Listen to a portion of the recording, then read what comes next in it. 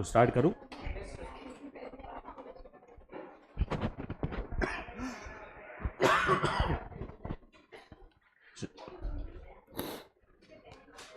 देखो हम लोग ने कॉस्ट ऑफ डेट हम लोग ने कंप्लीट किया, ठीक है। और दूसरा क्या किया हम लोग ने, कॉस्ट ऑफ प्रेफरेंस शेयर्स, ठीक है। कॉस्ट ऑफ डेट जो हम लोग ने कंप्लीट किया था that is called as K D calculation. कौन सा कैलकुलेशन है वो? K D. फिर जो कॉस्ट ऑफ प्रेफरेंस शेयर्स किया that was which calculation? K P calculation. Okay, now we are coming to something called as cost of equity, ठीक है। किसके ऊपर आ रहे हैं अभी हम लोग? Cost of equity, which is going to be denoted by what you know, by K E, ठीक है। जब भी हमने डेट का बात किया, डेट और प्रेफरेंस शेयर कैपिटल का, ठीक है। तो डेट के अंदर कंपनी के लिए कॉस्ट क्या है? What is the cost for the company in debt? Interest है। What is the effective cost to the company? Effective cost खाली इंटरेस्ट है कि interest into one minus tax? तो इधर आएगा interest into one minus tax, ठीक है। जब भी हम लोग प्रेफरेंस शेयर होल्डर्स का बात करते हैं तो कंपनी के लिए कॉस्ट क्या है मालूम है? प्रेफरेंस डिविडेंड, ठीक है। और कंपनी के लिए इफेक्टिव कॉस्ट भी क्या रहेगा मालूम है? Preference dividend. अगर इसमें कोई डिविडेंड डिस्ट्रीब्यूशन टैक्स रहेगा तो उसको क्या कर देंगे? उसको ऐड कर देंगे, ठीक है। Now see, when we are coming to equity, तो इक्विटी शेयर कैपिटल के लिए ना कंपनी के लिए एक्चुअली कोई कॉस्ट नहीं होता है। अभी हम लोग डेट में इंटरेस्ट को क्यों कॉस्ट बोलते हैं? क्योंकि इंटरेस्ट पे करना कंपलसरी है। It is what you know, it is compulsory. Preference में हम लोग प्रेफरेंस डिविडेंड को कॉस्ट क्यों बोलते हैं? क्योंकि प्रेफरेंस डिविडेंड भी पे करना is what you know, is compulsory. तो ये दोनों केस में इंटरेस्ट कंपलसरी है and preference dividend is also what you no, also compulsory, ठीक है। लेकिन मुझे बताओ इक्विटी में क्या इक्विटी डिविडेंड पे करना कंपलसरी है कि ऑप्शनल है? चलो बोलो। ऑप्शनल, मतलब कंपनी के लिए इक्विटी शेयर होल्डर के पॉइंट ऑफ व्यू से कोई भी कॉस्ट नहीं है, ठीक है। So if there is no cost then how to calculate the cost of equity is the question over here, ठीक है। क्योंकि के डी कैलकुलेट करने के टाइम पे इंटरेस्ट कॉस्ट आ जाएगा, प्रेफरेंस के टाइम पे प्रेफरेंस डिविडेंड आ जाएगा, लेकिन जब हम इक्विटी में आएंगे तो इक्विटी का एज सच कोई कॉस्ट नहीं होता है। तो how to calculate the what you know, calculate the cost of equity? तो उसके लिए कंपनी जब भी कैलकुलेशन करेगा, company will do the calculation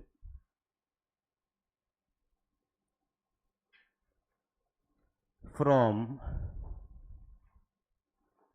share holders point of view.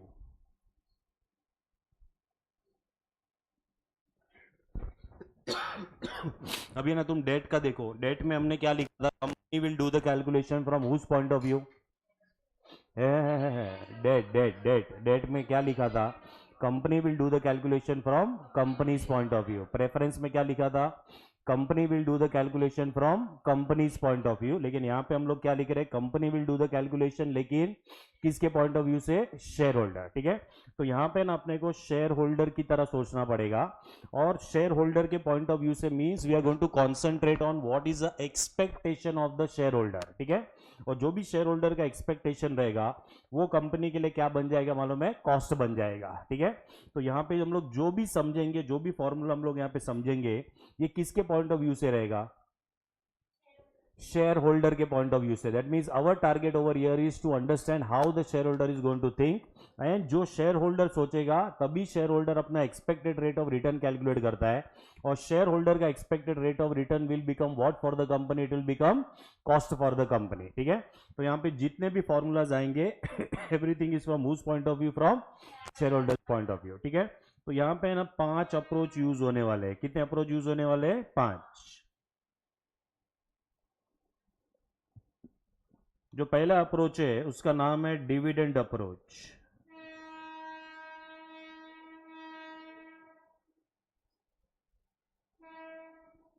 No growth.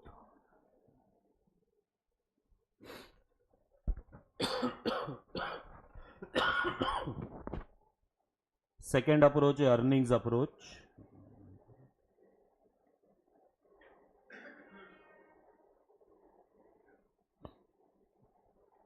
No growth.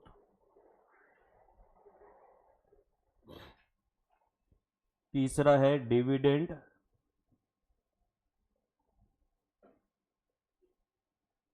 Growth approach. यहां पे जो ग्रोथ है कांस्टेंट ग्रोथ है। ये सब का मतलब समझेंगे हम लोग।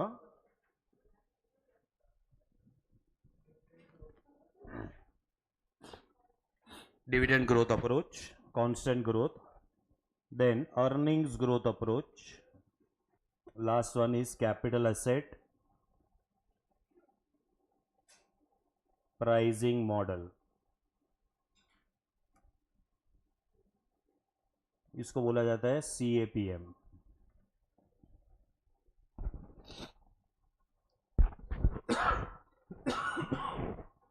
चलिए ध्यान से समझना, ये 5 अप्रोच में से एक ही ऐसा अप्रोच है जो आज एप्लीकेबल है। ठीक है, क्या कौन सा चाहिए? कैपिटल एसेट प्राइसिंग मॉडल, ये एक ही लॉजिकल मॉडल है। CA फाइनल में पूरा चैप्टर है इसके ऊपर। ठीक है, अभी एक ही फॉर्मूला सिखाऊंगा यहाँ पे। CA फाइनल में पूरा चैप्टर है इसके ऊपर, CAPM, that is capital asset pricing model. Start करें अभी इसको।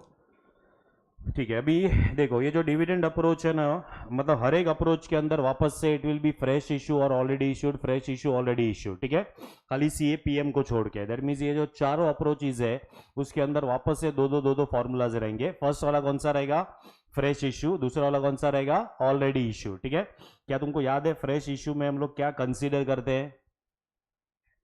Net proceeds. ठीक है, नेट प्रोसीड्स का कैलकुलेशन याद है तुम लोग को? नेट प्रोसीड्स में जब डिबेंचर में किया था तो the issue can be at par, premium, discount, फिर फ्लोटेशन कॉस्ट एडजस्ट करने के बाद जो आएगा that is your final what you know final net proceeds. ठीक है, लेकिन इक्विटी शेयर्स जब भी रहेंगे तो उसके अंदर जो इशू रहेगा will be either at par और it will be only at premium, because equity shares can not be issued at what you know issued at a discount. ठीक है, चलो तो यहाँ पे जो डिविडेंड अप्रोच है और अर्निंग्स अप्रोच है, यहाँ पे भी डिविडेंड ग्रोथ अप्रोच है, अर्निंग्स ग्रोथ अप्रोच है। तो यहाँ पे ना सबसे पहला वाला जो डिविडेंड अप्रोच है ना, उसमें अजम्पशन ये है कि जो शेयर होल्डर है ना, शेयर होल्डर, उसको खाली डिविडेंड में इंटरेस्ट है। उसको खाली किस में इंटरेस्ट है? डिविडेंड। ठीक है, मुझे बताओ आज अगर तुम लोग कोई कंपनी का शेयर बाय करते हो, are you interested in dividend? तो you are interested in what? मतलब हम लोग कोई कंपनी का शेयर बाय क्यों करते हैं आज? रिटर्न्स मतलब कैसे? या you want the increase in the price, उसको बोलते हैं कैपिटल एप्रिसिएशन। क्या बोलते हैं हम लोग उसको? Capital appreciation. ठीक है, तो ये चारों मॉडल में ना कैपिटल एप्रिसिएशन के बारे में बात ही नहीं हो रहा है। ये चारों मॉडल में खाली किसके बारे में बात होएगा मालूम है? या तो डिविडेंड के बारे में बात होएगा या तो अर्निंग्स के बारे में बात होएगा। ठीक है, when I say dividend approach when there is no growth, इसका मतलब ये है कि जो शेयर होल्डर है ना, share holder, understand this example. देखो सपोज आज अगर हम लोग है ना एक कंपनी का शेयर बाय करते हैं तो हमारा इन्वेस्टमेंट है ना 20 रुपए का है। That means we are buying the share for how much? For 20। ठीक है, तो ये जो 20 रुपीज का जो शेयर हम लोग बाय कर रहे हैं, ये हम लोग फ्रेश इश्यू में IPO में बाय कर सकते हैं या फिर हम इसको मार्केट में से भी बाय कर सकते हैं। ठीक है, तो अगर ऑलरेडी इश्यूड रहेगा तो ये मार्केट में से हम लोग बाय करेंगे उसको। सपोज ये दोनों केस में अमाउंट जो 20 रुपीज का है। ठीक है, सो 20 rupees will become your what? Investment, right? अभी यहाँ पे अपने को शेयर होल्डर के पॉइंट ऑफ व्यू से सोचना है। तो शेयर होल्डर बोलता है कि मैंने 20 रुपया इन्वेस्ट किया है ना, तो I am expecting dividend of 2 rupees. I am expecting dividend of 2 rupees. ठीक है, तो ये 2 रुपए का जो डिविडेंड वो एक्सपेक्ट कर रहे हैं ना, वो उसका इनकम है। क्या है वो? उसका इनकम। ठीक है, so income he is expecting in the form of dividend and the dividend amount is what you know is 2 rupees. ठीक है, तो मैं ना यहाँ पे ईयर लिख रहा हूँ, ईयर फॉर योर अंडरस्टैंडिंग। और जो लैंग्वेज मैं अभी यूज करने वाला हूँ आगे जाके सेम लैंग्वेज अपने को बाकी के चैप्टर्स में भी यूज करना है। ठीक है, नाउ व्हेन आई से ईयर 0 मतलब आज, ईयर 0 मतलब क्या होएगा? आज, टुडे, टुडे। ठीक है, today the share holder is expecting 2 rupees. Year 1 का मतलब है at the end of the first year. Year 1 का मतलब क्या हो जाएगा? At the end of the first year, मतलब 1 साल के बाद। Again the share holder is expecting 2 rupees. ठीक है, देन ईयर 2 का मतलब है end of the second year. ठीक है, वापस से वो 2 रुपये एक्सपेक्ट कर रहा है, end of the third year 2 रुपये एक्सपेक्ट कर रहा है, end of the fifth year 2 रुपये एक्सपेक्ट कर रहा है, end of the 50th year also is expecting only how much, only 2 rupees. मतलब 20 रुपए इन्वेस्ट करके वो क्या एक्सपेक्ट कर रहा है मालूम है, सिर्फ 2 रुपये एक्सपेक्ट कर रहा है, ठीक है। तो अगर तुमने 20 रुपए इन्वेस्ट करके if you are expecting only 2 rupees forever, ठीक है, तो तुमको कितना परसेंटेज रिटर्न चाहिए तुम्हारे 20 रुपए के ऊपर?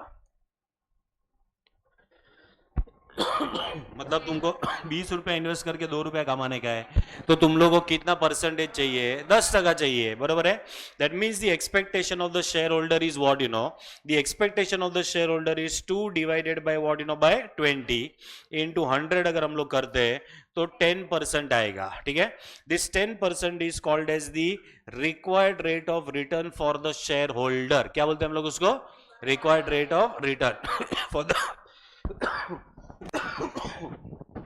Sorry so what is this, मतलब ये जो 10% है ये क्या है? This is a required rate of return for the share holder, ठीक है। And any required rate of return for the share holder will become what for the what, you no, for the company, cost for the company, ठीक है। तो ये जो required rate of return है, this will become KE for the company. So how the company is going to think? The company is going to think from the shareholders point of view, ठीक है। तो share holder ने 20 रुपया डाला है, 2 रुपये उसको कमाने का है, मतलब परसेंटेज में उसको कितना कमाने का है? उसको 10% कमाना है, ठीक है। अब ये 2 रुपीज क्या है यहाँ पे? 2 रुपीज, ये जो 2 रुपीज है ना, ये डिविडेंड है, ठीक है। और तुम यहाँ पे देख सकते हो कि डिविडेंड सेम है कि चेंज हो रहा है?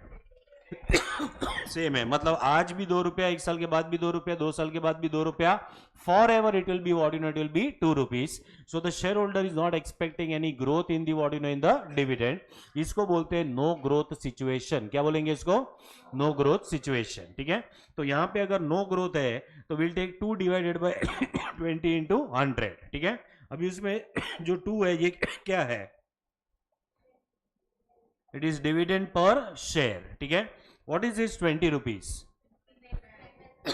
इन्वेस्टमेंट। अगर हमने आईपीओ में लिया रहेगा तो नेट प्रोसीड्स रहेगा, ठीक है। सो नेट प्रोसीड्स इंटू 100,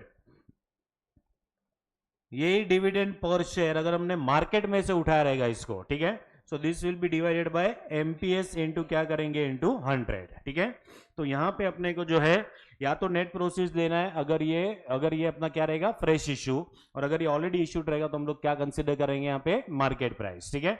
मुझे बताओ यहाँ पे जो है ये वाले, मतलब ये वाला जो मॉडल है, इसमें शेयर होल्डर को किस में इंटरेस्ट है? सिर्फ डिविडेंड में इंटरेस्ट है। क्या उसको डिविडेंड में कोई ग्रोथ चाहिए कि उसको कांस्टेंट चाहिए? कांस्टेंट चाहिए, ठीक है। तो यहाँ पे जो हम लोग फॉर्मूला यूज करेंगे ना, यहाँ पे जहाँ पे डिविडेंड अप्रोच है, जहाँ पे नो ग्रोथ है, तो यहाँ पे अपने को 2 फॉर्मूला यूज करना है। तो जो पहला फॉर्मूला है वो फ्रेश इश्यू का आएगा। सो विल बी के विल बी इक्वल टू, यहाँ पे डीपीएस को खाली डी बोला जाएगा। क्या बोला जाएगा? खाली D. So this D will be divided by what, you know, bye net proceeds into क्या करेंगे? इनटू 100, ठीक है। ये हो गया फ्रेश इशू का फॉर्मूला। फिर जब भी हम लोग यहाँ पे ऑलरेडी इश्यूड में आएंगे तो डिविडेंड को डी बोला जाएगा and EPS will be called as P0। क्या बोलेंगे उसको? P0। P0 का मतलब है प्राइस टुडे। क्या बोलने का उसको? Price today. आज अगर अपन ने 20 रुपए इन्वेस्ट किया है then it is called as what, you know, P0, ठीक है। तो यहाँ पे फॉर्मूला क्या आएगा? D divided by what? P0 into क्या करेंगे? Into 100। This is going to be the formula to be used in the first approach. What is the name of the first approach? Dividend approach. इसमें assumption क्या है मालूम है? इसमें assumption ये है कि शेयर होल्डर को खाली डिविडेंड में इंटरेस्ट है। खाली किस में इंटरेस्ट है? डिविडेंड। और उसको डिविडेंड में ग्रोथ भी नहीं चाहिए, is only interested in no growth, मतलब कांस्टेंट अमाउंट ऑफ डिविडेंड में उसको इंटरेस्ट है। So it will be D divided by net proceeds into 100 और it will be D divided by P0 into 100, ठीक है। चलो ये फर्स्ट फॉर्मूला लिखो। PO is price today, price of the share today, that is market price, MPS। नहीं मेरे पास है, मेरे को एक्चुअली इन्फेक्शन हो गया है गले का, इसके लिए मेरे को जल्दी जाना था आज। तो 7:15 मेरा 7:30 बजे का अपॉइंटमेंट है, इधर ही बाजू में। तू निकल जाना 7 बजे, तेरे को जाने का है ना।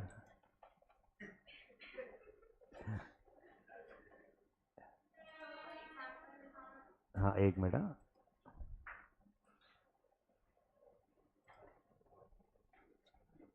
हाँ ये वाला फॉर्मूला लिख लिया पहले, D upon N P into 100, D upon P 0 into 100।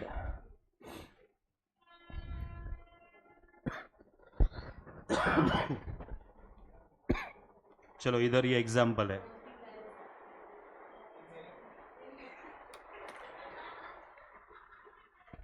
શું જોઈએ છે?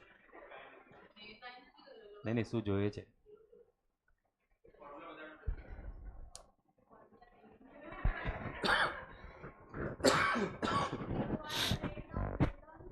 हाँ RRR मूवी नहीं है, रिकॉर्ड रेट ऑफ रिटर्न है।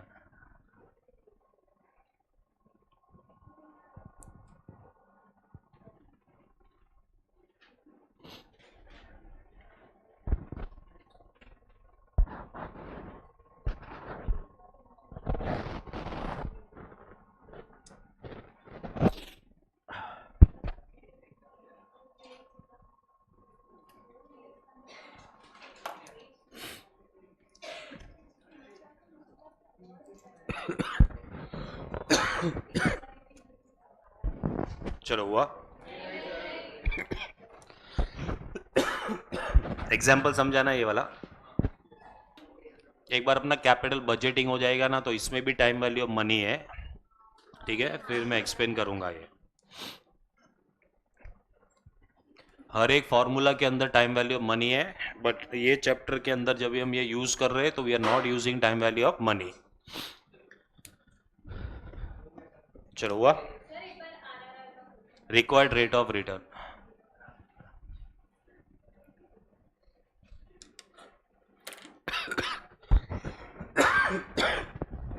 Required rate of return, expected rate of return भी बोल सकते हैं उसको चाहिए तो।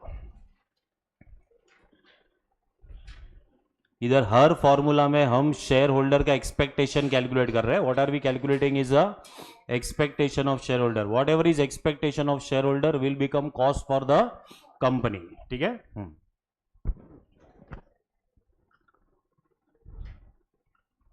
रेशियो एनालिसिस तुमने रिवाइज किया टेस्ट के लिए? हाँ, तो तुमको मालूम है एक्चुअली ये वाला फॉर्मूला पुनः किया हुआ रेशियो में। कौन सा फॉर्मूला है, बोलो नाम बोलो। Dividend yield ratio, dividend earning ratio नहीं है, डिविडेंड यील्ड रेशियो, ये वो वाला है, डीपीएस अपॉन एमपीएस इंटू 100। हुआ, कनेक्ट हुआ? हाँ, मतलब याद आया ना, ऐसा हमने किया हुआ है।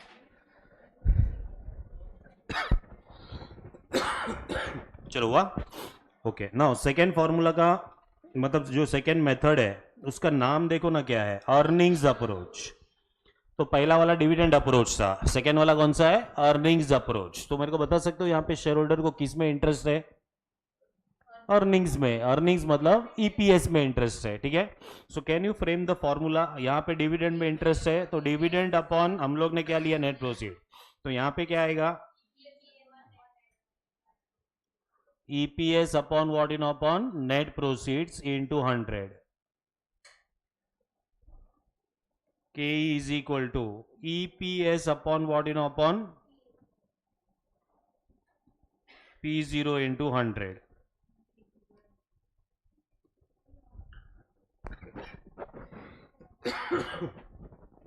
ये PO नहीं बोलना, P0 है, उसका मतलब है कुछ। हाँ, उसका मतलब है, जीरो का मतलब होता है आज, याद रखना ये, आज, टुडे। मतलब आज जो प्राइस पे बाय करेंगे ना, that is called as P0।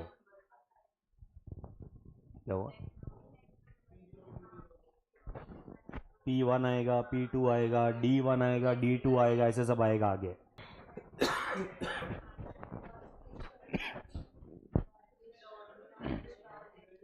चलो लिख लिया। इंडेक्स नंबर इजी है ना, मेरे को तो याद नहीं है अभी, लेकिन मेरे हिसाब से इजी था।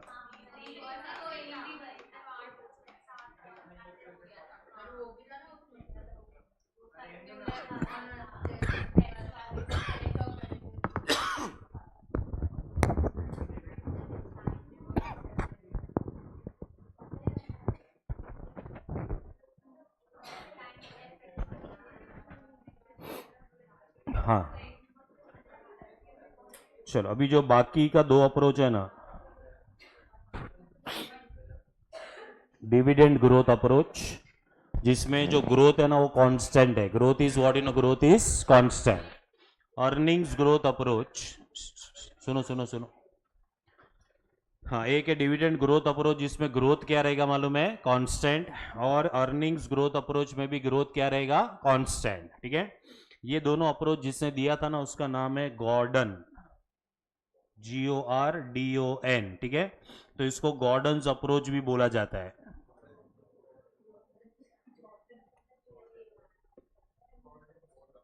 गॉर्डन है, गॉर्डन, जी।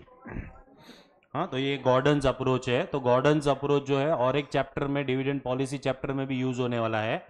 ठीक है, तो ये इसके अंदर ग्रोथ को कंसीडर करना पड़ेगा।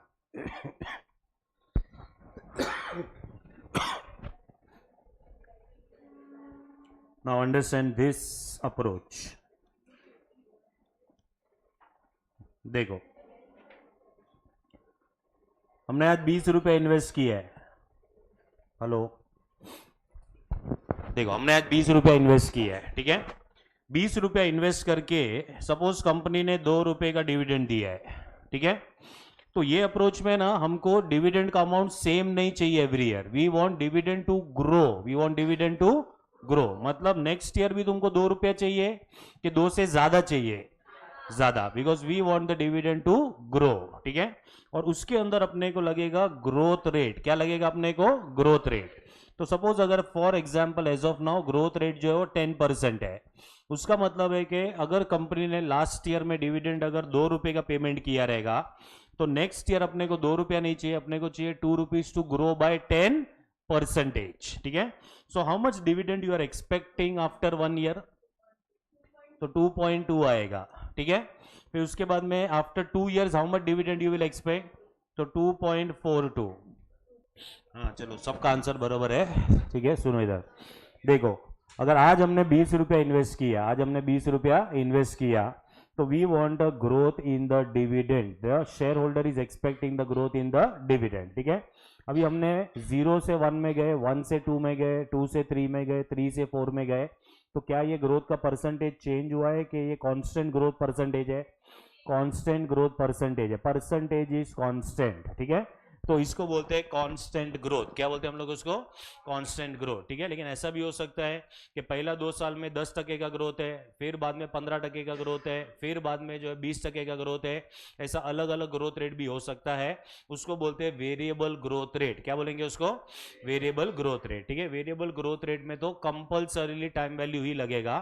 ठीक है, तो अभी जो हम लोग फॉर्मूला यूज कर रहे हैं उसमें वेरिएबल ग्रोथ रेट नहीं है, it is constant growth rate. कौन सा ग्रोथ रेट यूज कर रहे हैं, कांस्टेंट। ठीक है, forever it is going to be how much, it is going to be 10%। ठीक है, तो यहां पे क्या होता है मालूम है, यहां पे हम शेयर होल्डर का एक्सपेक्टेशन कैसे कैलकुलेट करते हैं, तो हम यहां पे क्या करेंगे मालूम है, वी विल टेक 2 रुपीज। ठीक है, अच्छा ये जो 2 रुपीज है ना, ये लास्ट ईयर का डिविडेंड है। क्या है ये, लास्ट ईयर का डिविडेंड। और फिर हमको नेक्स्ट ईयर से कैलकुलेशन करना है, तो we will consider over year 2.2। Now what is this 2.2, last year का डिविडेंड के नेक्स्ट ईयर का डिविडेंड। बिकॉज ऑब्वियस बात है, आज अगर तुम लोग ने सपोज कोई भी कंपनी का शेयर बाय किया रहेगा, तो कंपनी ने जो डिविडेंड लास्ट ईयर पे कर दिया रहेगा वहां से तुमको ग्रोथ चाहिए।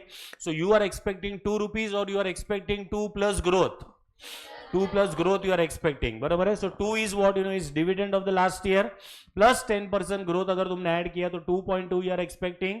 This is what you are expecting by investing 20 rupees. ठीक है, तो तुम खाली इतना ही एक्सपेक्ट नहीं कर रहे हो, plus you are expecting growth forever, you are expecting the growth forever. ठीक है, तो ये इसका फॉर्मूला बन जाएगा। This is a formula for calculating what you know, calculating the के।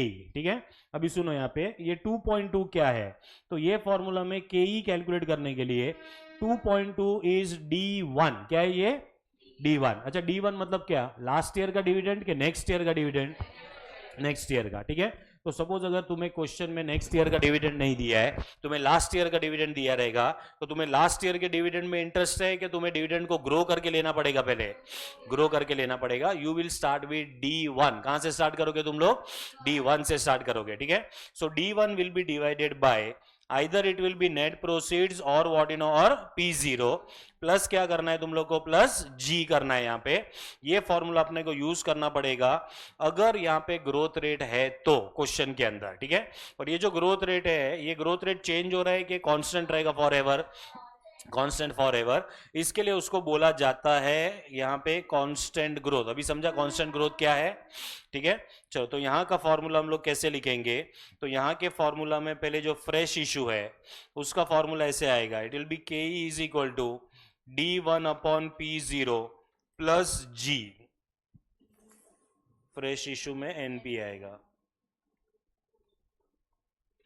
और जो दूसरा फॉर्मूला है उसमें आएगा K is equal to D1 upon P0 plus what you know plus G। हाँ, मतलब जो फर्स्ट वाला है वो फ्रेश इशू का है, जो दूसरा वाला है that is for what you know for already issued, this is only for dividend, ठीक है। अभी अर्निंग्स में डिविडेंड की जगह पे क्या आएगा, EPS आएगा, ठीक है। तो यहाँ का फॉर्मूला तुम लोग खुद ही बना सकते हो, तो इधर आएगा K is equal to EPS1, क्या आएगा यहाँ पे EPS1, EPS1 will be divided by net proceeds plus G, और यहाँ पे आएगा K is equal to EPS1 upon what in upon P0 plus G।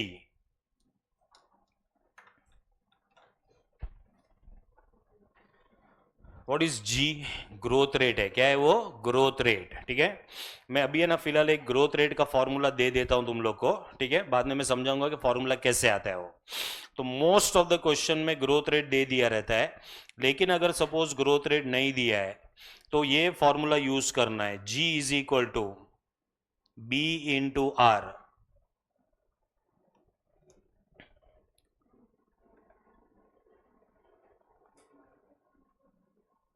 Growth rate is equal to, अभी अगर तुमने रेशियो रिवाइज किया है तो B है ना, B रिटेंशन रेशियो है, कौन सा रेशियो है, रिटेंशन रेशियो, याद है तुम लोग को रिटेंशन रेशियो, हाँ। So this B is equal to retention ratio,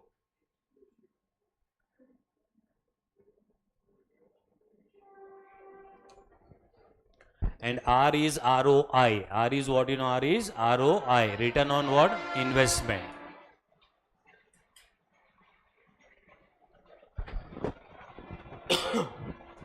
चलो ये कैसे होगा ये भी मैं एक्सप्लेन करूंगा, हाँ। ROI है, ROI वॉज ROCE, ROCE और ROI अगर याद रहेगा तो तुम लोग को, ठीक है। तो ये कैसे फॉर्मूला बनेगा ये भी मैं बाद में एक्सप्लेन करूंगा। एज ऑफ नाउ जो भी हम क्वेश्चन करेंगे उसमें G दे दिया रहेगा। 90% ऑफ द क्वेश्चन में हम लोग गॉर्डन्स अप्रोच यूज करने वाले हैं, और वो भी डिविडेंड वाला अप्रोच। कौन सा वाला अप्रोच, डिविडेंड वाला अप्रोच, ठीक है, 90% ऑफ द क्वेश्चन में। चलो इधर तक कोई डाउट है तो पूछो। पहले ये 4 अप्रोच के क्वेश्चन करते हैं, then we will go for CAPM। CAPM सबसे लॉजिकल अप्रोच है वो, हाँ। नहीं, CAPM अलग से मैं पूरा समझाऊंगा, एक ही लाइन का फॉर्मूला है उसका, एक ही लाइन है और 4 ही आइटम है उसमें। चलो अभी क्वेश्चंस पे जाते हैं इसके। चलो क्वेश्चन नंबर 6 पे आ जाओ, 47।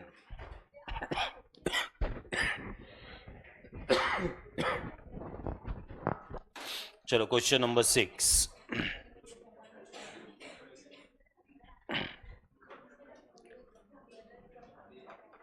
सुनो मैं क्वेश्चन रीड कर रहा हूं, तुमको थोड़ा गाइड करना पड़ेगा, मतलब मुझे तुमको गाइड करना पड़ेगा, ठीक है।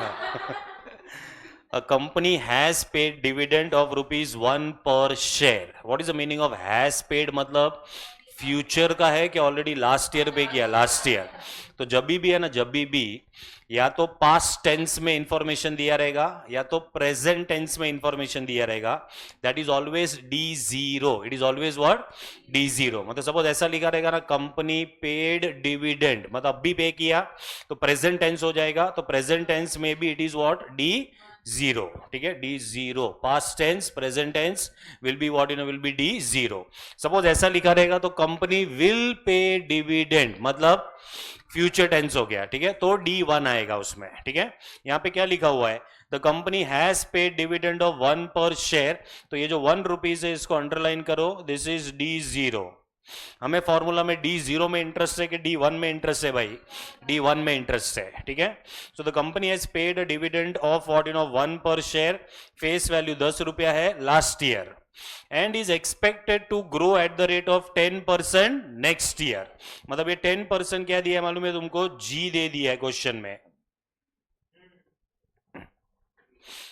ये समझा क्या दिया हुआ है, ठीक है. Calculate the cost of equity, मतलब क्या कैलकुलेट करना है, KE का कैलकुलेशन करना है. If the market price of the share is 55, market price मतलब P0 दिया हुआ है, ठीक है. तो ये फ्रेश इश्यू है कि ऑलरेडी इश्यूड है, ऑलरेडी इश्यूड, ठीक है. तो चलो यहां पे 6 वाला जो क्वेश्चन है इसमें हम लोग पहले मैं गिवन लिख रहा हूं, D0 1 रुपी,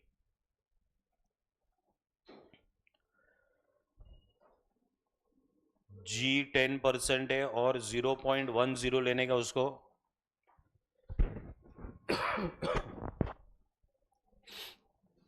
फिर P0 दिया है क्वेश्चन में, व्हाट इज P0, 55. पहले ना D1 निकलना पड़ेगा, D1 is equal to, institute कैसे लिखता है फॉर्मूला, सुनो इधर, they write D0 into 1 plus G, वो लोग ऐसे लिखते हैं, ठीक है. तुमको क्या करना है, लिखना ये है, लेकिन कैलकुलेटर पे क्या करना है मालूम है, 1 प्लस 10% कर देना है. नहीं समझा, ये 1 प्लस 10% करना है तुम लोग को, ठीक है. हाँ, तो कितना आएगा, 1.1 हो जाएगा, ठीक है. तो देखो अगर इसको अपन डालते हैं यहाँ पे, तो 1 into 1 plus 0.10, so this is 1 into 1.1, तो ये आएगा 1.1. तुमको कैलकुलेटर पे क्या करना है, 1 प्लस ग्रोथ रेट कर देने का, 1 plus 10% will give you 1.1. KE will be equal to, formula लिखना है D1 upon P0 plus G. चलो D1 कितना है, D1 1.1, this will be divided bye 55 plus 0.10. पहले 1.1 डिवाइडेड बाय 55 करना है तुम लोग को, 0.02 प्लस 0.10, 0.12 इसको इंटू 100 करने का, that will be the answer, 12%.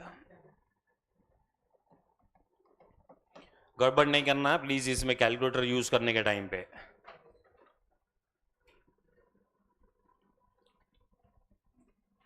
समझा क्या हुआ. क्वेश्चन नंबर 9 पे आओ. चलो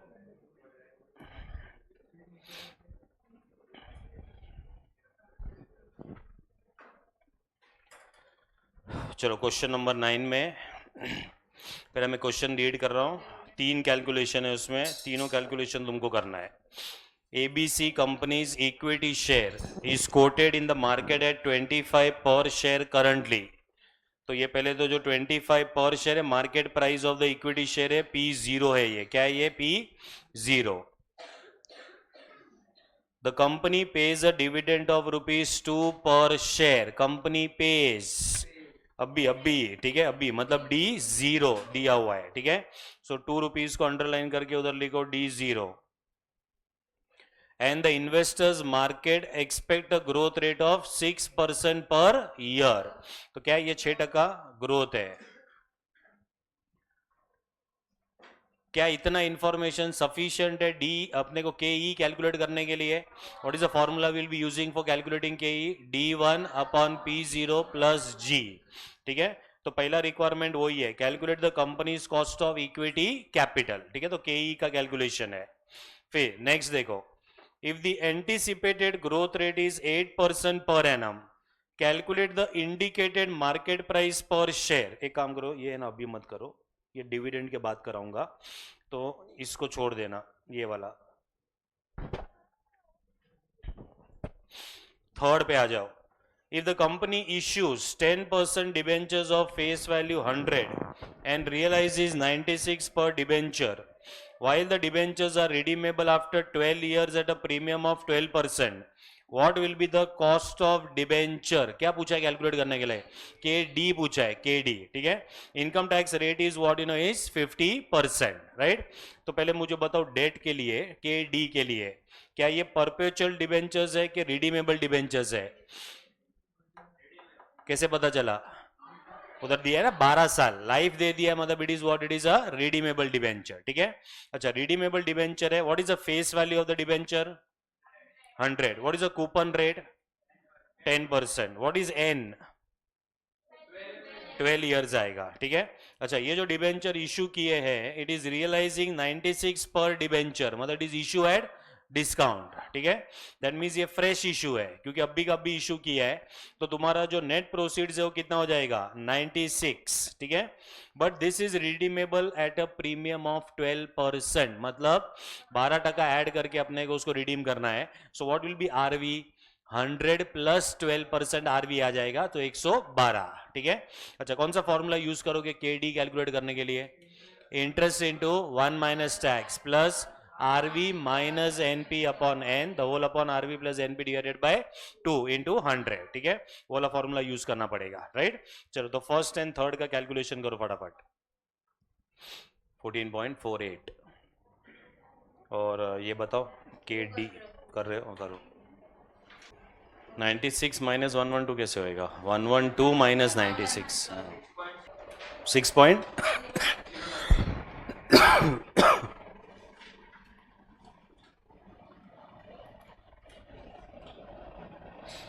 चलो, ये हो जाएगा ना, तो क्वेश्चन नंबर 10 सॉल्व करना है होमवर्क सेक्शन में से. 4 क्वेश्चन है इसमें, 4, सब अलग अलग है.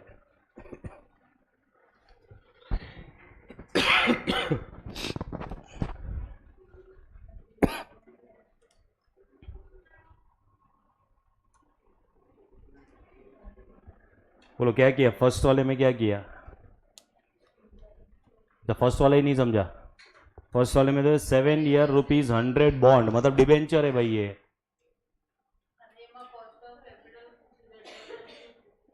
कॉस्ट ऑफ कैपिटल पूछा है, मतलब अगर बॉन्ड है तो बॉन्ड का कॉस्ट ऑफ कैपिटल मतलब KD होता है, इंडिविजुअल कॉस्ट ऑफ कैपिटल. हाँ, तो ये 7 इयर्स बॉन्ड है, मतलब 7 ईयर यानी it is a redeemable bond. तो N is equal to 7, 100 is the face value, फिर it is sold at a net price of 97.75, मतलब ये क्या दिया हुआ है? नेट प्रोसीड से. It is redeemable at a premium of 5%, मतलब 105 उसका रिडीमेबल वैल्यू है. कूपन रेट 15% है, टैक्स रेट 55% है.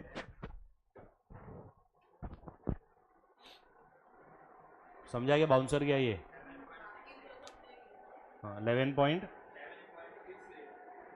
7.68.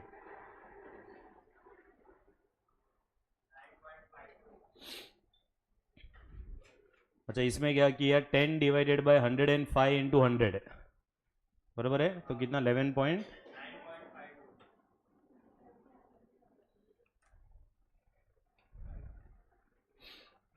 चलो, थर्ड वाले में current market price of the share 90 है, मतलब P0 है. एक्सपेक्टेड डिविडेंड दिया हुआ है, तो एक्सपेक्टेड डिविडेंड का मतलब क्या होता है? D1, ठीक है. तो D1 कैलकुलेट करके दे दिया यहां पे, with a growth of what you know, growth of 8%. 13.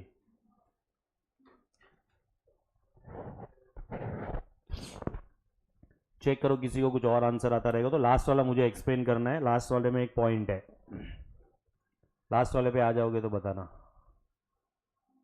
हो गया? बाकी क्या 3 हो गया? ठीक है, चलो लास्ट वाले में देखो क्या है.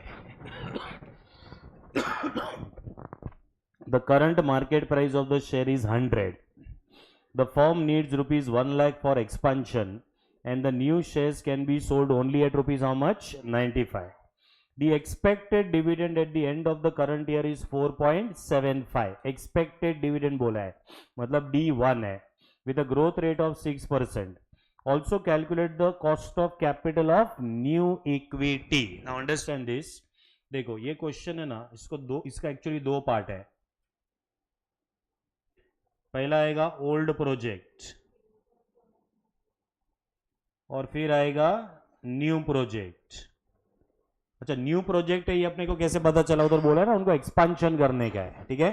तो एक्सपांशन के लिए जाएंगे, मतलब नया वाला प्रोजेक्ट आएगा। अच्छा, नया वाले प्रोजेक्ट में नए इक्विटी शेयर्स इशू करने पड़ेंगे, और नया इक्विटी शेयर कितने में इशू होएगा? तो 95 में इशू होएगा। तो जो ओल्ड प्रोजेक्ट है उसके अंदर तो शेयर ऑलरेडी इशूड है, उसका मार्केट वैल्यू कितना दिया है तुम लोग को? 100, ठीक है। तो what is the difference? You know, यहाँ पे जो ओल्ड प्रोजेक्ट है ना उसमें P0 100 आएगा, लेकिन जो नया प्रोजेक्ट है ना उसमें नेट प्रोसीड्स कितना आएगा मालूम है? 95, because the shares are going to be issued at what you know at 95 per share. ये समझा दोनों के बीच में डिफरेंस, ठीक है। तो ओल्ड प्रोजेक्ट का अलग एक्सपेक्टेशन होता है, नए प्रोजेक्ट का अलग एक्सपेक्टेशन होता है, मतलब 2 बार के ई का कैलकुलेशन करना पड़ेगा। ओल्ड प्रोजेक्ट का अलग से होएगा, न्यू प्रोजेक्ट का अलग से होएगा, ठीक है। अब ये दोनों में कॉमन क्या दिया मालूम है तुमको? D1 कॉमन है दोनों में, ठीक है। So what is D1 given to you? The expected dividend बोला है, सो दिस विल बी 4.75। तो यहां पे भी D1 कितना आएगा मालूम है? 4.75। And what is the growth rate given to you? Growth rate is 6%. So G is equal to 6% और 0.06, सेम यहाँ पे भी आएगा 6% और 0.06। चलो अभी इधर फॉर्मूला यूज करो, K is equal to D1 upon P0 plus G। तो 4.75 डिवाइडेड बाय 100 प्लस 0.06, 10.75%। चलो यहां पे क्या यूज होएगा फॉर्मूला? तो D1 upon NP plus G, यहां पे नेट प्रोसीड्स आएगा। सो यहां पे भी D1 वही आएगा 4.75, this will be divided bye 95 plus 0.06, 11%, ठीक है। मतलब शेयर होल्डर का एक्सपेक्टेशन ओल्ड प्रोजेक्ट में से खाली 10.75% रहेगा, लेकिन नए प्रोजेक्ट में नया रिस्क होता है, तो नए प्रोजेक्ट में उनका एक्सपेक्टेशन बढ़ गया, तो उनका एक्सपेक्टेशन कितना परसेंटेज हो गया? अभी 11%, ठीक है। सो यहाँ पे 2 बार कैलकुलेशन करना है, याद रखना। ओल्ड वाले का हमेशा अलग से होएगा, न्यू वाले का अलग से होएगा। चलो, सबसे logical way to find out the expectation of the share holder is this model, that is CAPM model, ठीक है। लेकिन हम लोग जब ये चैप्टर करेंगे कोई भी मॉडल आ सकता है, फिर जैसे अपन CA फाइनल में चले जाएंगे इसके ऊपर पूरा चैप्टर है, हाँ, ठीक है। अभी सिर्फ एक ही फॉर्मूला है, और एक ही फॉर्मूला जो है वो बहुत ईजीली मैं एक्सप्लेन करूंगा। We are actually calculating the expectation of the shareholder. Expectation of the shareholder will become what for the company? Cost, ठीक है। तो हम यहाँ पे KE का कैलकुलेशन कर रहे हैं। KE will be equal to RF plus RM minus RF into beta, ठीक है। This is a formula to be used, ठीक है। अब इधर हर एक का मतलब एक्सप्लेन करो, RF क्या है, RM क्या है, बीटा क्या है, हर एक का अंडरस्टैंडिंग आ जाएगा। You will understand what this formula is, ठीक है। लेकिन जैसे CA फाइनल में जाओगे ना तो RM कैलकुलेट करना पड़ेगा, बीटा कैलकुलेट करना पड़ेगा। अभी ये लेवल पे RF दे दिया रहेगा, RM दे दिया रहेगा, बीटा दे दिया रहेगा, सबको दे दिया रहेगा। You should know that you have to apply this particular formula, ठीक है।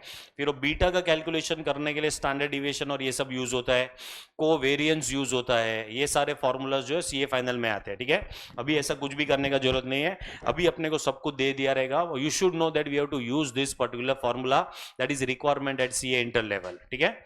अभी देखो क्या होता है मालूम है, हम यहाँ पे ये समझ रहे हैं कि शेयर होल्डर कैसे सोचता है वो, ठीक है। So we are talking about the expectation of the what in of the share holder, right. तो जो हम भी इसके पहले के जो हम लोग ने मॉडल्स किए, वो मॉडल्स में या तो शेयर होल्डर को डिविडेंड में इंटरेस्ट था, या तो शेयर होल्डर को अर्निंग्स में इंटरेस्ट था, ठीक है। बट आज के डेट में जो शेयर होल्डर है उसको ना ही डिविडेंड में इंटरेस्ट है, ना ही अर्निंग्स में इंटरेस्ट है, उसको इंटरेस्ट है कैपिटल एप्रिसिएशन में। किस में इंटरेस्ट है उसको? Capital appreciation. मतलब आज अगर सपोज तुम रिलायंस का शेयर बाय करोगे 1400 का, ठीक है, तो क्या लगता है तुमको 10 साल के बाद भी वही वही प्राइस चाहिए कि प्राइस में ग्रोथ होना चाहिए? ग्रोथ होना चाहिए, ऑब्वियस बात है, ठीक है। अच्छा, ये तो मैंने 10 साल का एग्जांपल दिया, 10 दिन के बाद भी तुमको ग्रोथ चाहिए रहता है, that means you want the price to what, price to increase. ठीक है, तो वो फैक्टर ये वाले मॉडल के अंदर यूज किया गया है कि the share holder is expecting what, expecting the capital appreciation. ठीक है, अभी देखो, सपोज के अगर है ना हमारे पास कुछ फंड्स है, ठीक है, वो फंड्स को अगर हमें शेयर मार्केट में इन्वेस्ट करना है, कहां पे इन्वेस्ट करना है? शेयर मार्केट में।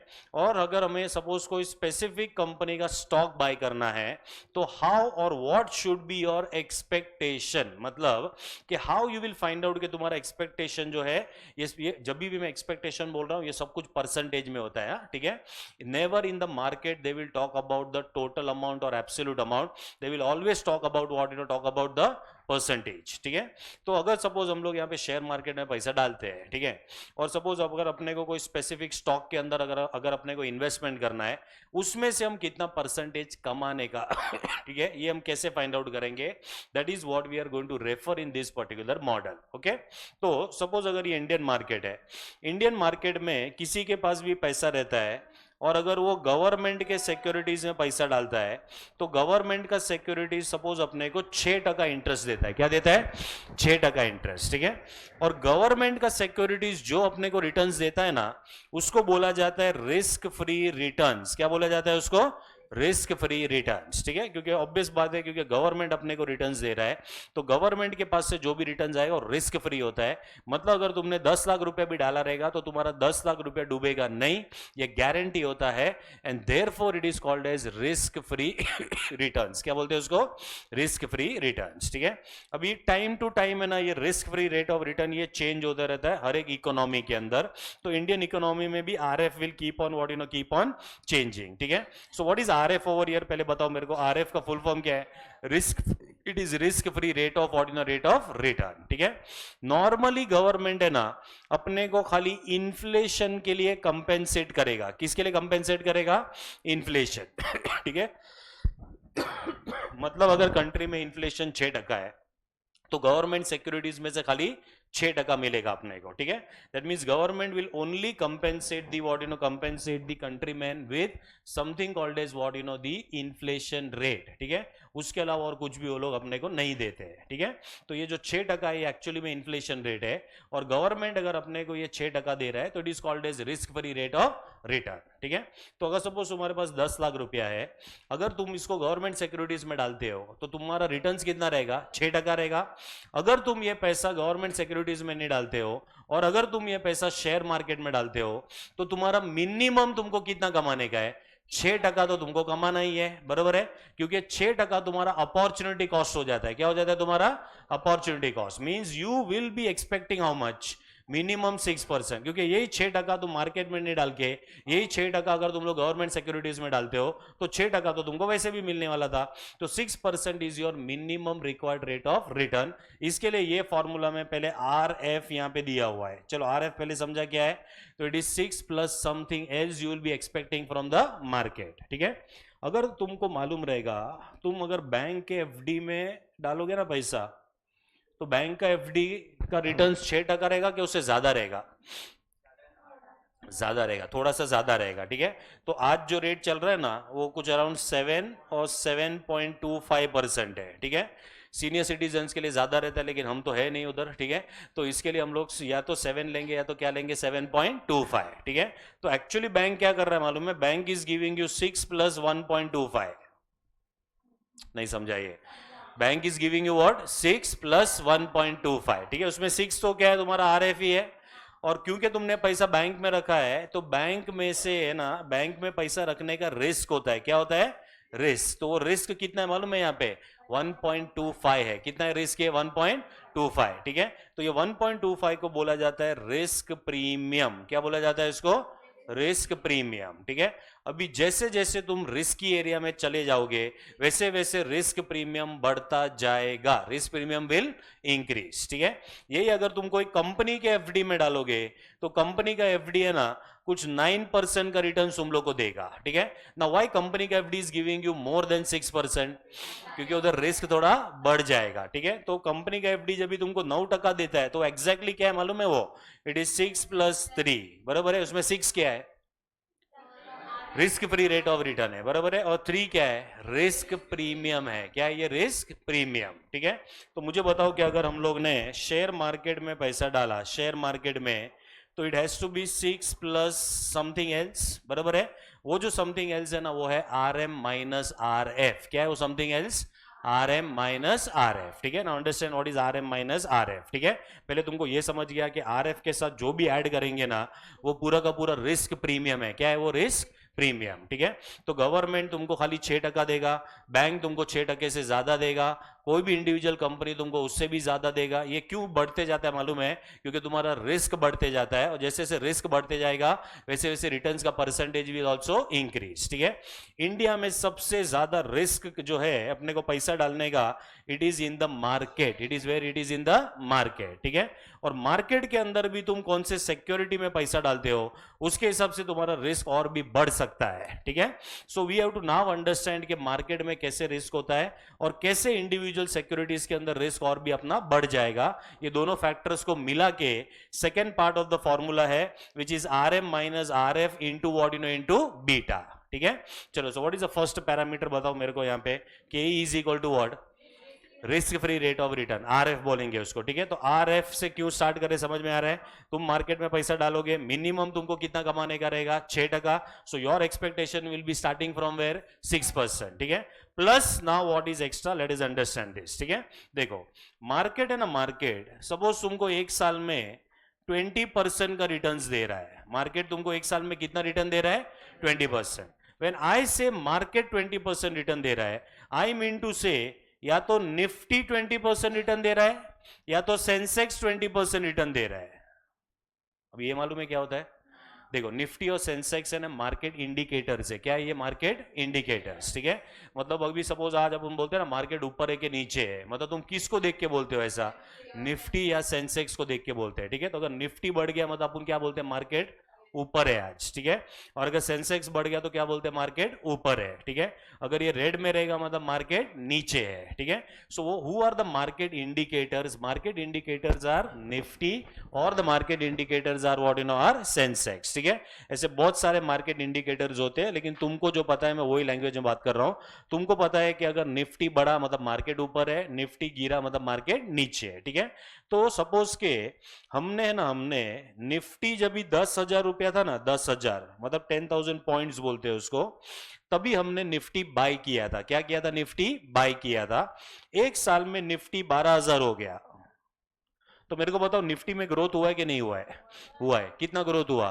2000 पॉइंट्स का ग्रोथ हुआ, ठीक है। इसको अगर हम परसेंटेज में कैलकुलेट करेंगे तो it is 2000 extra divided by 10,000। So how much percentage Nifty has given you? 20%, ठीक है। इसको बोलते हैं रिटर्न ऑन मार्केट पोर्टफोलियो। क्या बोलते हैं इसको? Return on market portfolio. This is denoted bye RM। ये जो फॉर्मूला में जो RM लिखा था ना मैंने, वो ये particular what you know returns है, ठीक है। So RM is nothing but is return from market portfolio. For you market portfolio will be either Nifty और it will be what you know it will be Sensex, ठीक है। देखो inter level पे ना RM दे दिया रहेगा, तुमको कोई कैलकुलेशन नहीं करने का है, तुमको खाली फॉर्मूला अप्लाई करना है, सब कुछ दे दिया रहेगा, ठीक है। But I am going one step ahead so that you understand कि ये RM होता क्या है, कहां से आता है वो, ठीक है। तो RM क्या है तुमको समझा? I am taking the holding period as 1 year. I am taking the holding period as what? 1 year. मतलब एक साल के लिए हम लोग निफ्टी को बाय करके भूल जाएंगे। एक साल पहले हमने उसको 10,000 में बाय किया था, आज उसका प्राइस कितना हो गया है? 12,000। That means Nifty has given you return of how much? 20%। So this is called as return from market portfolio. ये समझा पहले क्या है, ठीक है। अब मेरे को ये बताओ, देखो जो निफ्टी होता है ना, निफ्टी उसमें 50 शेयर्स होते हैं। कितने शेयर्स होते हैं? 50। इसको बोलते हैं निफ्टी 50। क्या बोलते हैं इसको? निफ्टी 50। उसको क्यों बोला जाता है? क्योंकि 50 शेयर्स का जो एवरेज होता है ना, वो मिला के निफ्टी बनता है। ठीक है, सो निफ्टी के अंदर जो 50 शेयर्स रहेंगे, सपोज निफ्टी के अंदर 3 शेयर का नाम ले रहा हूं मैं, RIL। What is RIL? Reliance. ठीक है, फिर दूसरा मैं ले रहा हूं यहां पे TCS। ठीक है, और मैं तीसरा ले रहा हूं MM, that is Mahindra and Mahindra. ठीक है, अभी ये जो 3 शेयर है, ये निफ्टी के 50 शेयर के अंदर के 3 शेयर का एग्जांपल लिया है मैंने। ठीक है, अभी निफ्टी एक साल में 20% से बढ़ा, बराबर है, तो उसके अंदर जितने भी शेयर्स रहेंगे, क्या वो सारे के सारे 20% से बड़े रहेंगे कि ऊपर नीचे कुछ भी हो सकता है और एवरेज 20% है?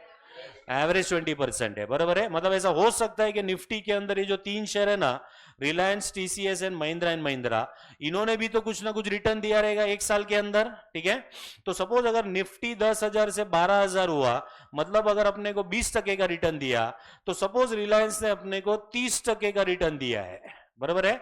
तो ये इसको बोलते हैं रिटर्न फ्रॉम सिक्योरिटी। क्या बोलते हैं इसको? Return from security. ठीक है, what is return from market portfolio? Percentage में बताओ।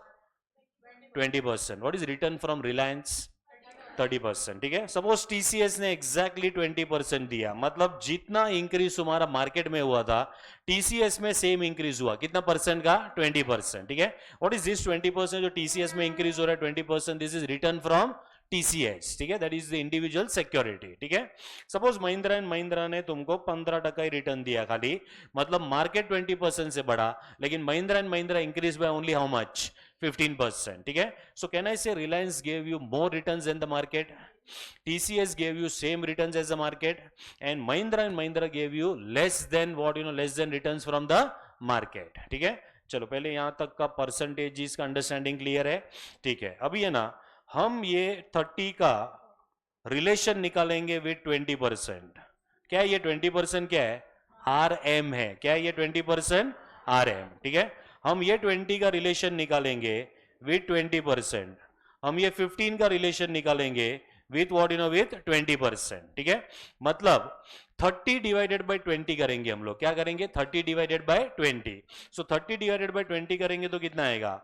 1.5। अब ये 1.5 का मतलब देखो क्या है, मतलब अगर तुम्हारा निफ्टी 1% से इंक्रीज हुआ, तो रिलायंस हैज इंक्रीज 1.5 टाइम्स, बराबर है। So Reliance has increase how many times? 1.5 times. ठीक है, अभी यहाँ पे 20 डिवाइडेड बाय 20 कितना आएगा? 1। मतलब अगर निफ्टी 1% से बढ़ा तो TCS भी 1% से बढ़ा। ठीक है, that means it is what it is 1 time, exactly same returns है। फिर यहाँ पे कितना आएगा? 0.75। ठीक है, तो 0.75 का मतलब ये है कि निफ्टी अगर 1% से बढ़ा, तो महिंद्रा एंड महिंद्रा खाली कितने से बढ़ा? 0.75। ठीक है, मेरे को बताओ तीनों में से रिटर्न ज्यादा किधर है? रिलायंस में। ठीक है, रिलायंस में रिटर्न्स आर मोर। ठीक है, लेकिन अगर निफ्टी 1% से गिरेगा, तो कल रिलायंस 1.5% से गिर जाएगा। नहीं समझा ये? बराबर है, अगर निफ्टी 1% से गिरेगा तो TCS 1% से गिरेगा। निफ्टी अगर 1% से गिरेगा तो महिंद्रा एंड महिंद्रा 0.75% से गिरेगा। ठीक है, मुझे बताओ रिस्क किस में ज्यादा है? रिलायंस। रिटर्न्स किधर ज्यादा है? रिलायंस। रिस्क सबसे कम किस में है? महिंद्रा एंड महिंद्रा। रिटर्न सबसे कम किस में है? महिंद्रा एंड महिंद्रा। ठीक है, तुमने सुना रहेगा higher the risk higher the returns. ठीक है, वो इधर एप्लीकेबल होता है, राइट। अच्छा, अभी ये जो हमने निकाला ना 1.5, 1 एंड 0.75, ये है बीटा। ये क्या है मालूम है? ये बीटा है। ठीक है, so what is beta? Beta is nothing but it is a relation of the security with the market, with the what with the market. यहां पे मार्केट में एग्जांपल मैंने क्या लिया हुआ है? निफ्टी लिया है। ठीक है, so what is this 1.5? 1.5 is a relation of what? Relation of Reliance with the Nifty, बराबर है। What is 1 over here? TCS का 1 मतलब relation of TCS with Nifty. Market यहां पे क्या ले रहे हैं? Nifty. And what is this 0.75? This is relation of what with what? Yes, with the Nifty. ठीक है, सो आर यू अंडरस्टैंडिंग ये बीटा क्या है? अभी एक्चुअली बीटा ऐसा कैलकुलेट नहीं होता है, लेकिन तुमको समझाने के लिए मैंने ये किया है, क्योंकि बीटा कैलकुलेट करने के लिए स्टैंडर्ड डिविएशन यूज होता है। क्या यूज होता है? Standard deviation. ठीक है, तो मैं उतना डिटेल में नहीं जा रहा हूं, ये मैंने बहुत सिंपल वे से बताया। ठीक है, अभी देखो क्या होगा मालूम है? यहाँ पे तुमको RM दे दिया रहेगा, तुमको बीटा भी दे दिया रहेगा, सब कुछ दे दिया रहेगा. You have to apply the formula and calculate what calculate the KE. ठीक है. अभी मेरा सेकेंड क्वेश्चन ये है, मुझे बताओ अगर हम रिलायंस में इन्वेस्ट करेंगे तो अपना एक्सपेक्टेशन रिलायंस में, TCS में, महिंद्रा एंड महिंद्रा में, तीनों में एक्सपेक्टेशन सेम रहेगा कि अलग अलग एक्सपेक्टेशन आएगा? अलग अलग. क्यों अलग अलग एक्सपेक्टेशन आएगा बताओ? क्योंकि उनका रिलेशन अलग है. ठीक है. So we will not be having the same expectation, और एक्सपेक्टेशन विल बी डिफरेंट. ठीक है. So now let us understand कि अगर मुझे रिलायंस में इन्वेस्ट करना है तो मेरा एक्सपेक्टेशन क्या होना चाहिए, अगर मुझे TCS में इन्वेस्ट करना है तो मेरा एक्सपेक्टेशन क्या होना चाहिए, अगर मुझे महिंद्रा एंड महिंद्रा में इन्वेस्ट करना है तो मेरा एक्सपेक्टेशन क्या होना चाहिए. ठीक है. तो अगर सपोज मुझे रिलायंस में इन्वेस्ट करना है, महिंद्रा, TCS एंड महिंद्रा, अगर मैं रिलायंस में इन्वेस्ट कर रहा हूं, मेरे को पहले मिनिमम 6% चाहिए. बराबर है. अगर मैं TCS में इन्वेस्ट कर रहा हूं, मेरे को मिनिमम कितना चाहिए? 6%. और अगर मैं महिंद्रा एंड महिंद्रा में कर रहा हूं, मेरे को मिनिमम कितना चाहिए? 6%. What is this 6%? RF is risk free rate of return. ठीक है. तो मुझे बताओ रिलायंस के लिए RF अलग रहेगा, TCS के लिए RF अलग रहेगा, और महिंद्रा एंड महिंद्रा के लिए RF अलग रहेगा कि सबके लिए सेम रहेगा? सेम रहेगा. For all the securities RF will remain what? Same. ठीक है. Plus what is the risk premium? तो रिस्क प्रीमियम है 20 - 6. बराबर है. रिस्क प्रीमियम TCS में भी वही आएगा 20 - 6. ठीक है. यहां पे भी रिस्क प्रीमियम कितना आएगा? 20 - 6, क्योंकि पूरा मार्केट का रिस्क जो है वो 14% है. बराबर है. अच्छा, अभी रिलायंस का जो रिस्क है ना, it is 1.5 times of market risk. It is how many times? 1.5. तो यहां पे हम मल्टीप्लाई करेंगे विद 1.5. ठीक है. फिर TCS का रिस्क 1 टाइम ही है, तो यहां पे हम मल्टीप्लाई करेंगे विद 1. और यहां पे महिंद्रा एंड महिंद्रा का जो रिस्क है, इट इज ओनली 0.75. ठीक है. तो अभी यहां पे कैलकुलेशन करना है. सो टेक 14 इंटू 1.5 प्लस 6 अलग से करना. कितना रहा? 22 पॉइंट. चेक करो तो मेरे को डाउट लग रहा है कुछ.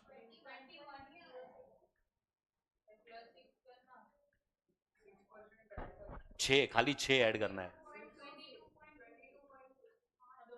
नहीं, एक मिनट, तुमने क्या किया? 20 - 6 किया पहले, 14 आया. 14 इंटू 1.5 कितना होता है? 21. 21 प्लस 6 करना है तो 27 होता है. 6% है. ये बाकी का जो भी आंसर हो सब परसेंटेज में. परसेंटेज ऐड करोगे तो परसेंटेज आएगा ऐसा. हाँ हाँ, ये समझा कैसे किया? ठीक है. अभी इधर 14 इंटू 1 क्या होएगा? 14. 14 प्लस 6 कितना होएगा? 20. और यहाँ पे कितना आ रहा है? 16.5. ठीक है.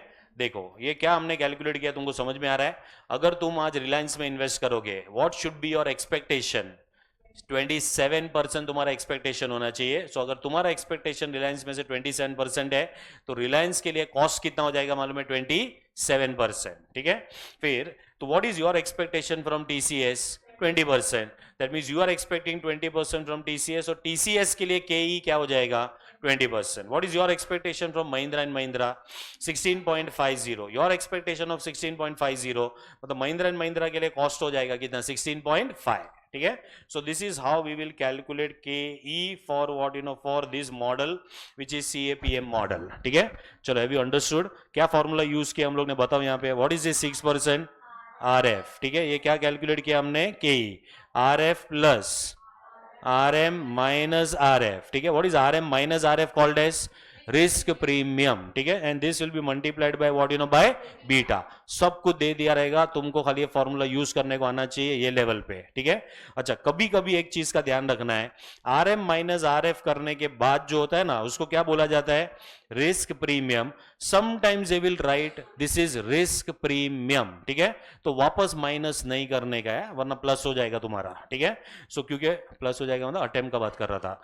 ठीक है. हाँ, तो तुम्हें RM माइनस RF अगर करके दिया है तो वापस से हम उसमें से माइनस नहीं करेंगे. तो you should read the question के रिस्क प्रीमियम लिखा है कि रिटर्न फ्रॉम मार्केट पोर्टफोलियो लिखा है, उसके हिसाब से you will have to deduct और नॉट टू डिडक्ट. ठीक है. चलो, have you understood the entire model? What is the name of the model we are having? Capital asset pricing model. ठीक है. कैपिटल एसेट प्राइसिंग मॉडल का formula बोलो क्या आएगा? R F plus R M minus R F into beta, ठीक है। ये जो हम एक्सपेक्टेशन कैलकुलेट कर रहे हैं, मार्केट का एक्सपेक्टेशन कैलकुलेट कर रहे हैं कि शेयर का एक्सपेक्टेशन है? अरे मार्केट का एक्सपेक्टेशन तो 20% ही है भाई, तो हम मार्केट का एक्सपेक्टेशन कर रहे हैं कि शेयर का कर रहे हैं? शेयर। तो मैंने बोला ना, expectation from Reliance, expectation from TCS, expectation from Mahindra and Mahindra. तो हम कर क्या रहे हैं? मार्केट का एक्सपेक्टेशन कैलकुलेट कर रहे हैं कि शेयर का एक्सपेक्टेशन है? शेयर का मतलब रिलायंस के शेयर का एक्सपेक्टेशन क्या है, टीसीएस के शेयर का एक्सपेक्टेशन क्या है, और महिंद्रा एंड महिंद्रा का एक्सपेक्टेशन क्या है? That is what we are calculating, ठीक है। अच्छा, ये सबके लिए कॉमन क्या है मालूम है? आर एफ सबके लिए कॉमन रहेगा, R M minus R F भी सबके लिए कॉमन है, खाली एक की पैरामीटर चेंज होता है, कौन सा? बीटा। उसके वजह से तुम्हारा expectation will what you no will change. Confirm करो, समझा कि नहीं समझा? ठीक है। अच्छा, फॉर्मूला समझा तुम लोग को? उसका एप्लीकेशन जो भी हम लोग ने ये जो मतलब ये जो तीन कंपनी का अलग अलग वे से हम लोग ने समझा, इसमें से के ई कैसे कैलकुलेट करने का वो भी क्लियर हुआ है तुम लोग को, ठीक है। अब इसमें से क्या कॉपी करना है बताओ? पूरा एग्जाम्पल। चलो ऑनलाइन तुमको समझा। चलो, 20% इज रिटर्न फ्रॉम मार्केट, ठीक है, that is denoted by R M. Market कुछ भी हो सकता है, निफ्टी भी हो सकता है, सेंसेक्स भी हो सकता है, बैंक निफ्टी भी हो सकता है, मिड कैप भी हो सकता है, कुछ भी हो सकता है।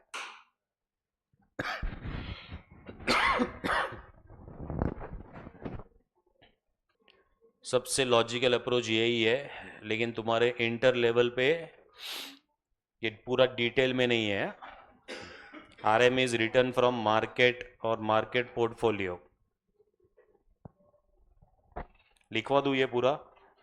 आर एफ क्या है ना, ये क्या है? R F is risk free rate of return. कौन देता है risk free rate of return? सिर्फ गवर्नमेंट देगा और कोई नहीं देगा। R M is return from market portfolio.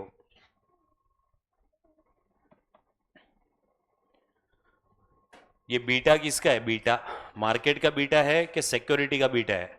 Security का। तो रिलायंस का बीटा था, टीसीएस का बीटा था, और महिंद्रा एंड महिंद्रा का बीटा दिया था मैंने, ठीक है। So beta is nothing but it is relation of the security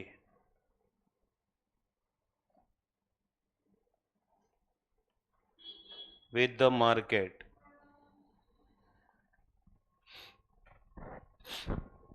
Relation of the security with the market.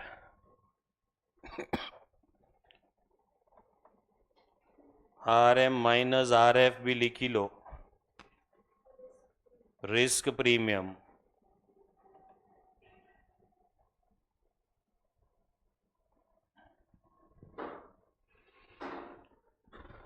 R M minus R F is risk premium.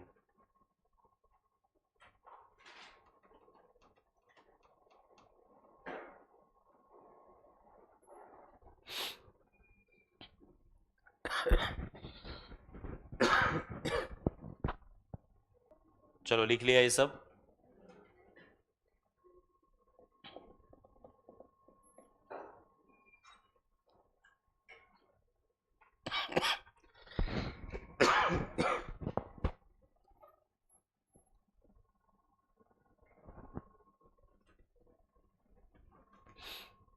Scroll करो।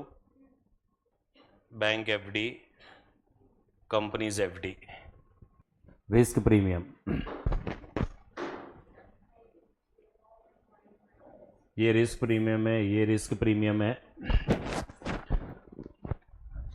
और शेयर मार्केट में भी 6% अपने को मिनिमम चाहिए। उसके बाद में रिस्क प्रीमियम कैसा रहेगा, दैट विल डिपेंड अपॉन कौन से सिक्योरिटी में तुम इन्वेस्ट कर रहे हो। कुछ नहीं था, 0.5% एक्स्ट्रा, और कुछ नहीं है। 0.5 बड़े अमाउंट में 0.5 भी अच्छा खासा इंटरेस्ट है। तुम में से कोई मार्केट का ऐसा कोई कांड नहीं करता है ना? हाँ हाँ, तुम में से कोई मार्केट वार्केट में इन्वेस्टमेंट ट्रेडिंग ब्रेडिंग ऐसा नहीं कर रहा कोई? हाँ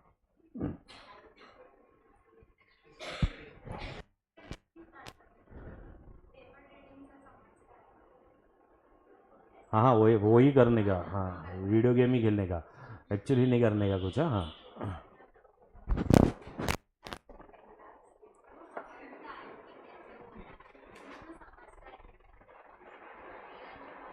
मत करना पैसे से कुछ भी।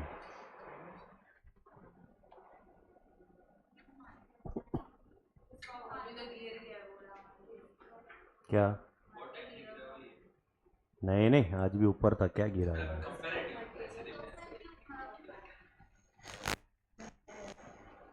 25,000 के तो ऊपर चल रहा है।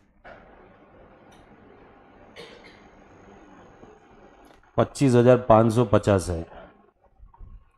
तुमको कुछ भी चालू करना रहेगा तो म्यूचुअल फंड में चालू करने का, 100 रुपये वाला। हाँ वैसा। हाँ अभी तुम्हारे एज में म्यूचुअल फंड ही सही है। हाँ हाँ,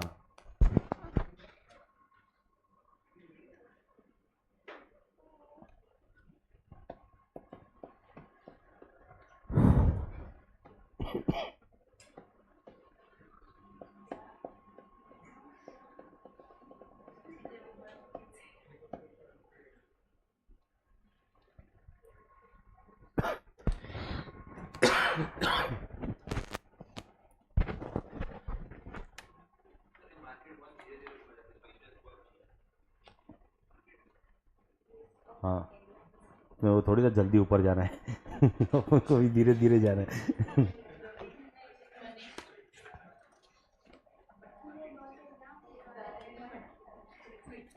तुम लोग ने कोविड के टाइम पे मार्केट और अभी अगर देखा रहेगा तो कुछ धीरे धीरे नहीं गया है, भागा है अच्छा खासा।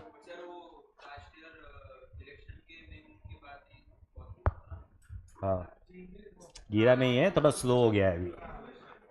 लेकिन कोविड जब ये सब लॉकडाउन अनाउंस हुआ था ना, तभी भारी भरकम गिरा था। उसके बाद तो तभी इन्वेस्ट किया था, मैं तो रिटायर हो जाता था।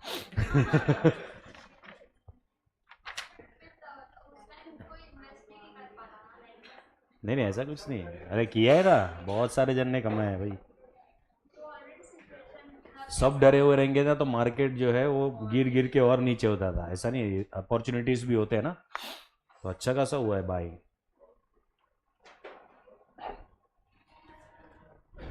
जो गवर्नमेंट कंपनीज जो थे ना, गवर्नमेंट कंपनीज का जो शेयर्स होता है वो कभी नहीं चलता था, वो सब लॉकडाउन के बाद सब कुछ एकदम चलने लगा। ऐसा बहुत सारा शेयर्स का हुआ है। म्यूचुअल फंड में ज़्यादा एक्सपेक्ट मत करो तुम लोग, 20-25 मैक्सिमम, वो भी अच्छा रहेगा वो वाला। हाँ बहुत सारा स्कीम्स होता है उसमें, वो तुम्हारे रिस्क के ऊपर है, मतलब वो लोग किधर पैसा डालते हैं उसके हिसाब से रिस्क होता है वैसे। चलो क्वेश्चन नंबर 7 पे आ जाओ, 7th क्वेश्चन। चलो 7th में क्या दिया है? The calculate the cost of equity capital of H limited whose risk free rate of return equals to 10%। चलो क्या दिया है? 10%। आर एफ दिया हुआ है। क्या दिया हुआ है? R F. The firm's beta equals to 1.75। चलो ये क्या दिया? 1.75 is beta. And the return on market portfolio equals to 15%। ये क्या दे दिया है? R M. तुम कोई भी क्वेश्चन करोगे सब कुछ दे दिया रहेगा तुम लोग को, कुछ भी कैलकुलेशन नहीं करना है तुम लोग को। चलो के ई निकाल के दो इसमें से, 18.75%। चलो now we are going to full fledge questions. हाँ फुल फ्लेज क्वेश्चंस के ऊपर हम लोग जा रहे हैं अभी, और एक दो छोटा छोटा पॉइंट्स रह गया है, तो पहले एक दो क्वेश्चन करेंगे, उसके बाद में वो छोटे छोटे पॉइंट्स पे जाऊंगा, ठीक है? चलो come to question number 14।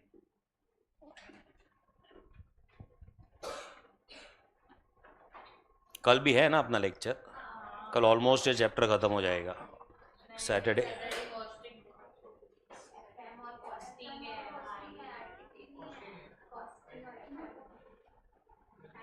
FM है ना, हाँ तो अच्छा है। नेक्स्ट वीक भी पूरा 6 दिन है मेरा, तो तुम लोग का FM जो है वो अच्छा खासा आगे निकल जाएगा। ऑलमोस्ट अपना समझ ले, कैपिटल बजटिंग जो है ना वो अपना खत्म हो जाएगा, वो बहुत इंपॉर्टेंट चैप्टर है वो। उसके बाद बचेगा वर्किंग कैपिटल, डिविडेंड पॉलिसी, बस 2 ही चैप्टर। उसके बाद SM।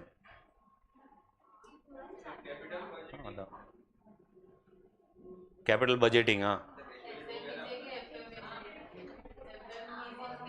वो थियरी है, ये प्रैक्टिकल है। डिविडेंड वाला एक ही लेक्चर में खत्म हो जाएगा, बहुत इजी है, इजी है। कैपिटल बजटिंग के बाद सब चैप्टर इजी लगने लगेंगे। 8 लेक्चर, हाँ मतलब ऑलमोस्ट पूरा वीक। SM नहीं नहीं, बिजनेस का थियरी है। स्ट्रैटेजिक मैनेजमेंट मतलब क्या क्या टाइप के बिजनेस होते हैं, बिजनेस का है, हाँ OCM जैसा। हाँ मतलब ऐसे इजी है, ऐसा कुछ प्रॉब्लम नहीं आएगा, लेकिन तुमको उसके अंदर प्रॉब्लम ये आता है कि वो लैंग्वेज जो वो लोग ने दिया है ना वो लिखने का एग्जाम में, तो वो एक इशू है खाली, बस। बाकी समझने के लिए तो कुछ प्रॉब्लम नहीं आएगा। लॉ ऑडिट, हाँ हाँ, लॉ तो फिर भी ठीक है, लेकिन ऑडिट तो तुम्हारे लिए एकदम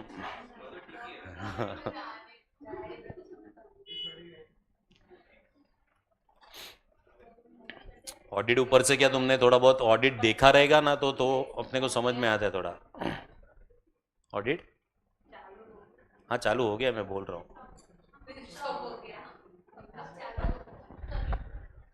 मैं जब भी हम लोग जब भी CA करते थे तभी कैसा होता था, 1.5 साल का फाउंडेशन के बाद पहले 1.5 साल का आर्टिकलशिप, तो हमारा ऑडिट चालू हो गया रहता है, DT का प्रैक्टिकल सब कुछ समझ में भी आता है कि अच्छा ये था, ये था, ऐसा तुमको इमेजिन करना पड़ता है, ऐसा ऐसा ऐसा होता रहेगा, ऐसे वैसे है। चलो क्वेश्चन नंबर 14 पे आ जाओ। PQR limited has a following capital structure. When ever I से कैपिटल स्ट्रक्चर मतलब balance sheet which side, liability side. और ये जो भी कैपिटल स्ट्रक्चर दिया रहता है ना, ये हमेशा बुक वैल्यू होता है। कौन सा वैल्यू होता है ये? बुक वैल्यू, क्योंकि बैलेंस शीट में लाइबिलिटी साइड पे दिखेगा ये, ठीक है।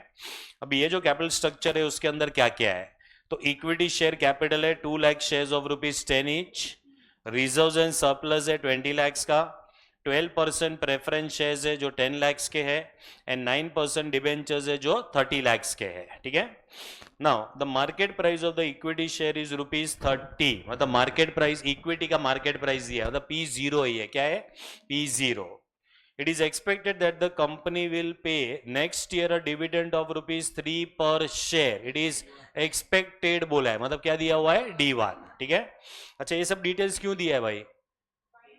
क्या फाइंड आउट करने के लिए? KE फाइंड आउट करने के लिए, ठीक है। Then which will grow at 7% for ever, तो ये 7% क्या है? G दिया हुआ है। Assume 40% income tax rate. You are required to compute the weighted average cost of capital, मतलब KO कैलकुलेट करने के लिए बोला है, KO using the market value weights, ठीक है। देखो ये क्वेश्चन में ना मैं तुमको KO 2 मेथड से सिखाऊंगा, ठीक है। उसमें से एक ही मेथड ये क्वेश्चन में बोला है, but will do as per both the methods, ठीक है।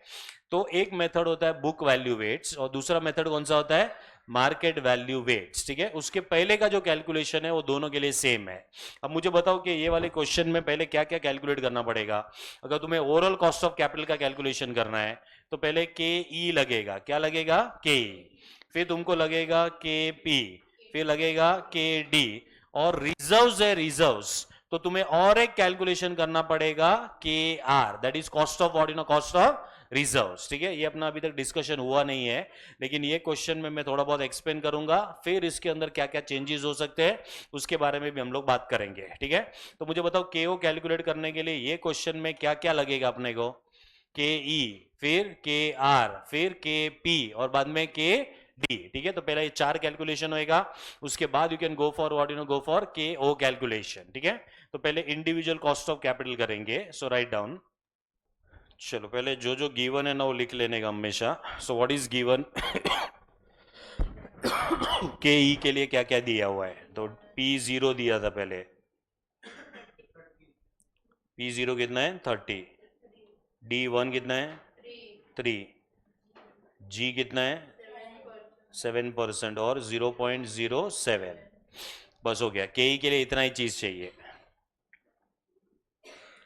K will be equal to D1 upon P0 plus G. 3 divided by 30 plus 0.07. 0.10 plus 0.07. 0.17, which is 17%.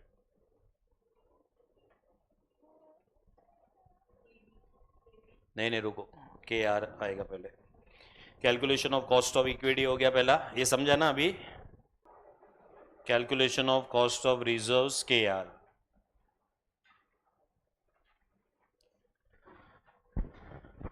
देखो ये रिजर्व किसको बिलोंग करता है पहले ये बताओ. रिजर्व्स किसका होता है? नहीं ऐसा नहीं, कंपनी में तो सब है. कंपनी में तो बाहर वाला भी तो है. कौन से शेयर होल्डर को? इक्विटी को, बराबर है. तो ये जो रिजर्व्स होता है ना, रिजर्व्स, ठीक है, ये कंपनी ने इक्विटी को बांटा नहीं है और कंपनी ये रिजर्व्स को यूज कर रहा है, ठीक है. सो जो एक्सपेक्टेशन शेयर होल्डर का इक्विटी में से होता है, सेम एक्सपेक्टेशन शेयर होल्डर का रिजर्व्स में से भी होता है, ठीक है. तो अगर कुछ भी नहीं दिया रहेगा क्वेश्चन में, कुछ भी नहीं दिया रहेगा, तो जो एक्सपेक्टेशन अपना शेयर होल्डर का केई में से है, same percentage will be applicable to what you know to K R also, ठीक है. अच्छा, ये वाले क्वेश्चन में कुछ भी इंफॉर्मेशन नहीं दिया है. So what we have to take it, we have to take it K R is equal to K E is equal to 17%. चलो, if nothing is given, if nothing is given, then KE and KR both will be same, ठीक है. तो ऐसा क्या दिया रहेगा तो change हो जाएगा, वो अपन दूसरे क्वेश्चन में देखेंगे, ठीक है. But if nothing is given then KR and KE both will be same only. तो ये दोनों जो है 17% है. चलो, जब भी हम लोग प्रेफरेंस और इसमें आएंगे ना डेट में, तो तुम्हें अपने आप को ये सारे क्वेश्चंस पूछने हैं, ठीक है. उसके हिसाब से तुमको आंसर मिलेगा कौन सा फॉर्मूला अप्लाई करने के लिए, ठीक है. अच्छा, अभी यहाँ पे जो प्रेफरेंस शेयर्स यहाँ पे जो है, ये प्रेफरेंस शेयर्स के बारे में पहले ये बताओ कि परपेचुअल प्रेफरेंस शेयर्स है कि ये रिडीमेबल प्रेफरेंस शेयर्स है? क्या क्वेश्चन में रिडम्पशन का डिटेल्स है क्या? नहीं है. तो ये कौन से टाइप के प्रेफरेंस शेयर्स है? परपेचुअल, ठीक है. अच्छा, परपेचुअल में फ्रेश इशू है, ऑलरेडी इशूड, ऐसा कुछ दिया हुआ है क्या? नहीं, ठीक है. तो क्या करना पड़ेगा मालूम है? फ्रेश इशू मान लेने का उसको, ठीक है. तो फ्रेश इशू के अंदर इशू प्राइस भी नहीं दिया हुआ है, so it will be issue at par. It will be issue at what you know, at par, ठीक है. तो हम यहाँ पे पूरा डिटेल्स लिखेंगे उसका भी. सो यहाँ पे आएगा पहले गिवन में face value. So let us take 100. दिया है क्या इसमें? ठीक है. तो प्रेफरेंस का फेस वैल्यू अपन 100 ले रहे हैं. Then we are given the coupon rate. Preference का कूपन रेट कितना है? 12%. चलो, और कोई डिटेल नहीं दिया है, तो पहले PD निकालेंगे. What is PD? Preference dividend. 100 into 12% which is 12.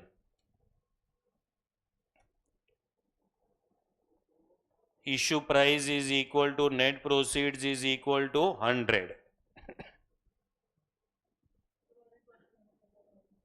KP will be preference dividend divided by net proceeds into 100.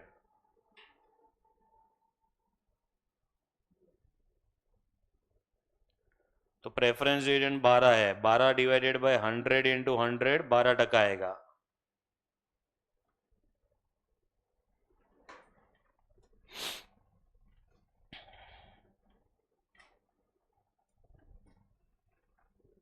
समझ में आ रहा है calculations?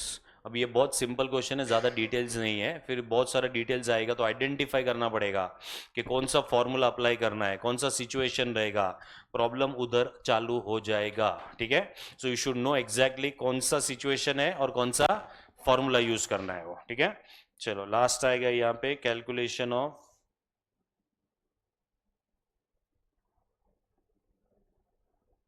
Cost of debt, KD.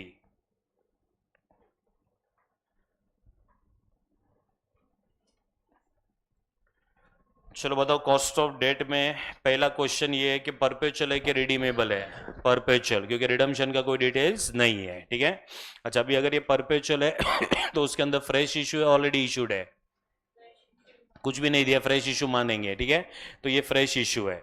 अच्छा, फ्रेश इशू के अंदर is it issue at par, issue at premium, issue at discount, कुछ भी नहीं बोला है, तो इशू एट पार, ठीक है। तो इशू एट पार वाला फॉर्मूला यूज करेंगे। तो गिवन के अंदर पहले फेस वैल्यू आएगा 100,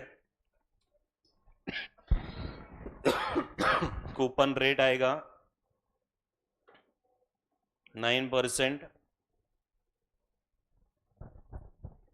फिर हमको चाहिए issue price which is equal to net proceeds which is equal to at par 100, और डेट के लिए हमें टैक्स रेट भी चाहिए। What is the tax rate in the question? 40% है।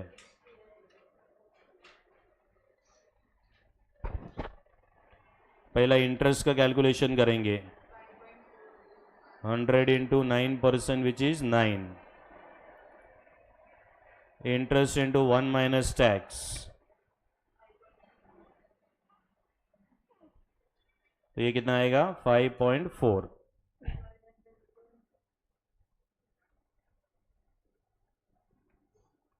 So KD will be interest into 1 minus tax upon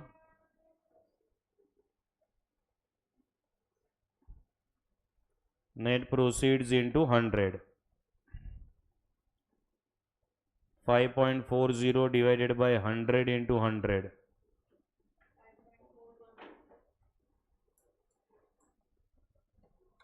चलो सब मिल गया, के ई मिल गया, के आर मिल गया, के पी मिल गया, के डी मिल गया, ठीक है।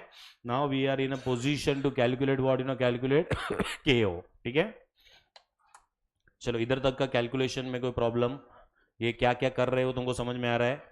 ठीक है। अभी हम लोग को वैक निकालना है। वैक is weighted average cost of capital. दो वे से वैक कैलकुलेट कर सकते हैं, एक है बुक वैल्यू से और दूसरा है मार्केट वैल्यू से। दोनों ये क्वेश्चन में मैं तुमको दिखा रहा हूं, ठीक है।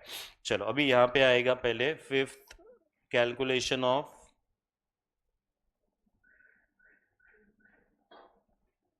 वैक केओ using book value weights.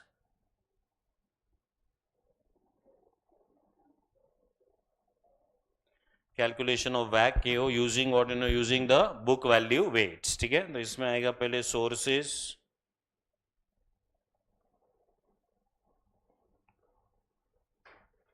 book value, cost of capital and cost। क्या क्या सोर्सेज है? Equity share capital,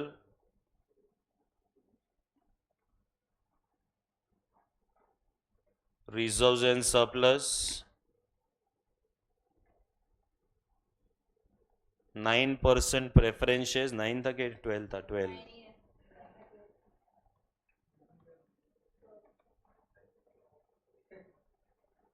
12% preference shares and 9% debentures.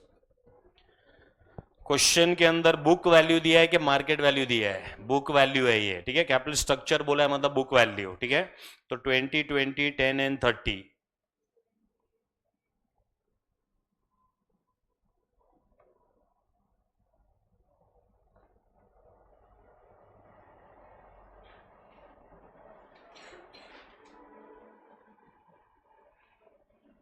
इसका टोटल भी दे दिया है 80 lakhs।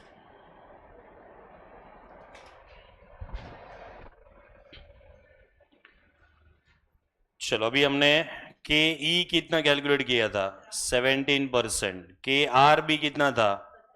17%। के पी कितना था? एंड के डी वॉज 5.40%। इसको मल्टीप्लाई करके इसका कॉस्ट निकालो।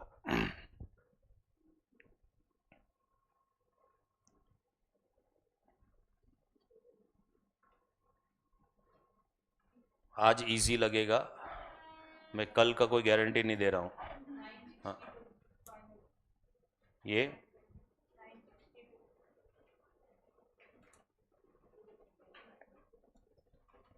9,62,000 आया टोटल. सो वैक KO is equal to 9,62,000 divided by 80 lakhs into 100.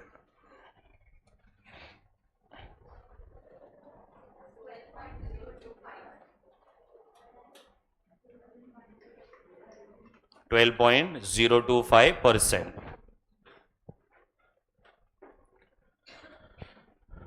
मतलब ऑन एन एवरेज ये सब पैसा यूज करने का कितना कॉस्ट आ रहा है? 12.025%. ठीक है, मतलब अगर ये पैसा हम ये बिजनेस में अगर इन्वेस्ट करते हैं तो मिनिमम कितना कमाई करना पड़ेगा?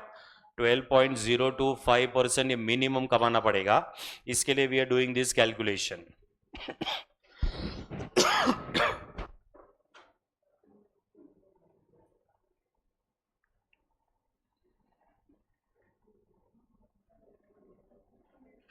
Calculation of WACC KO.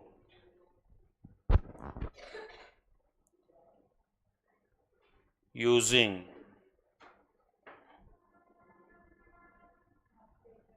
market value weights.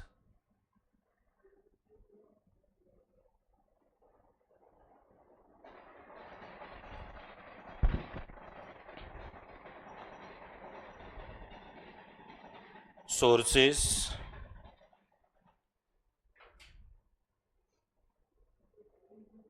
calculations,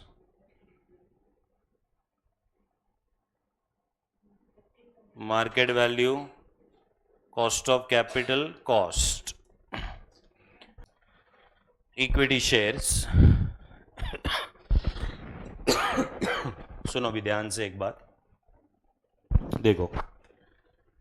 equity shares का मार्केट वैल्यू पॉसिबल है, ठीक है, और क्वेश्चन में दिया भी है उसका मार्केट प्राइस कितना दिया हुआ है? 30 रुपीज. रिजर्व्स एंड सरप्लस का कभी भी कोई मार्केट वैल्यू नहीं होगा, ठीक है, क्योंकि रिजर्व्स एंड सरप्लस खाली बुक्स में रहता है, उसका मार्केट वैल्यू नहीं रहेगा. इनफैक्ट रिजर्व्स एंड सरप्लस का जो मार्केट वैल्यू होता है ना, वो इक्विटी के मार्केट वैल्यू के अंदर ऑलरेडी इंक्लूडेड होता है, ठीक है. तो हमें है ना, हमें रिजर्व्स का कोई अलग से मार्केट वैल्यू कभी भी नहीं दिया रहेगा, ठीक है. अभी देखो दो चीजें यहां पे ध्यान से सुनना, आगे अपन जो है कल इसको अप्लाई करेंगे. अभी इक्विटी का मार्केट वैल्यू कितना है यहाँ पे? 30 रुपीज पर शेयर है. What is the number of equity shares we are having? 2 lakhs, ठीक है. मतलब total market value will be 2 lakhs into what? Into 30. चलो कितना आ रहा है ये? 60 lakhs, ठीक है. मेरे को बताओ ये 60 lakhs क्या है? ये खाली इक्विटी का मार्केट वैल्यू है कि इक्विटी और रिजर्व दोनों का मिला के मार्केट वैल्यू है? दोनों का मिला के है, ठीक है. So it is what you know, it is having the market value of equity also as well as market value of what you know, of reserves also, ठीक है. सेकंड क्वेश्चन ये है कि जब भी हमने यहाँ पे कॉस्ट ऑफ कैपिटल कैलकुलेट किया, ये 17% आया था, और हमने के is equal to K are लिया है, तो ये भी कितना परसेंटेज है? 17, ठीक है. मतलब यहाँ पे के ई का परसेंटेज भी सेम है, के आर का परसेंटेज भी सेम है, ठीक है. अगर ये दोनों अलग अलग परसेंटेज हुए तो तुमको ब्रेक करना पड़ेगा इक्विटी और रिजर्व्स को, मार्केट वैल्यू जो भी आएगा ना उसको ब्रेक करना पड़ेगा, ठीक है.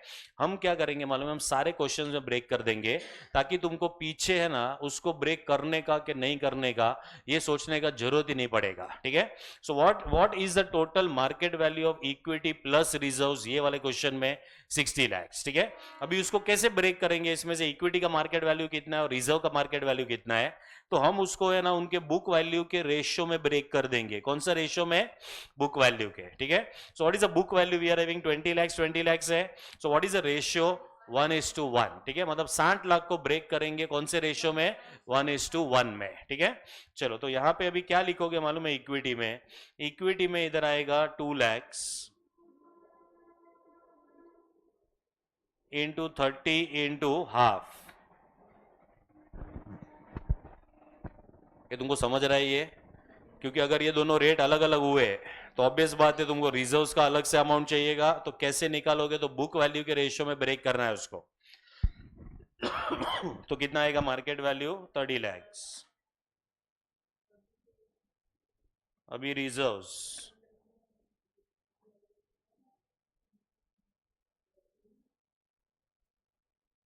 2 lakhs into 30 into half,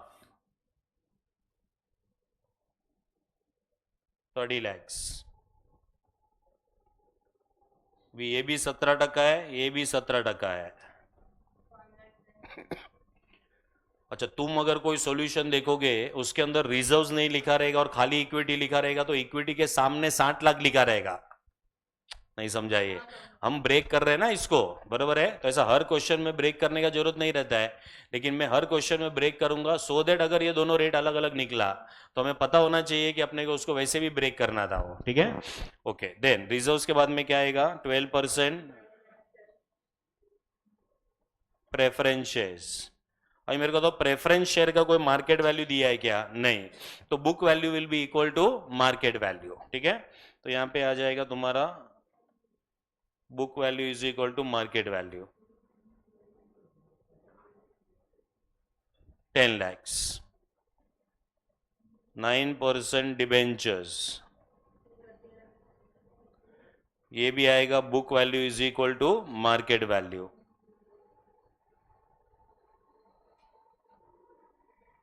चलो ये सब मिला के कितना है? 1 करोड़. प्रेफरेंस शेयर्स का 12% था, ये कितना था? 5.40%. हाँ, तो दे दो कॉस्ट कितना आया?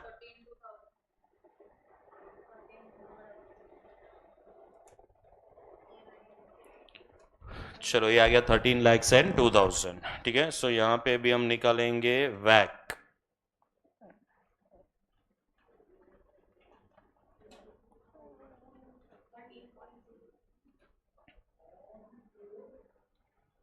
$13,02,000 divided by 1 crore.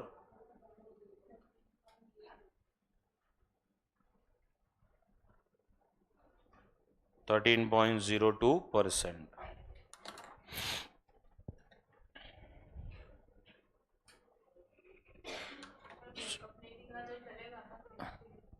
हाँ चलेगा, लेकिन अगर आगे जाके के आर दोनों अलग अलग है तो ब्रेक करना ही पड़ेगा, क्योंकि अगर रेट अलग है तो ऑब्वियस बात है, अमाउंट अलग है तो कॉस्ट अलग हो जाएगा. चलो क्वेश्चन नंबर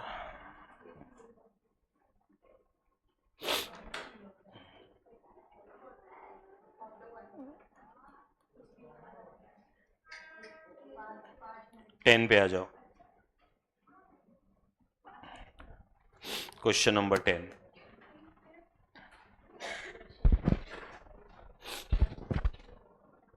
देखते हैं और एक छोटा क्वेश्चन.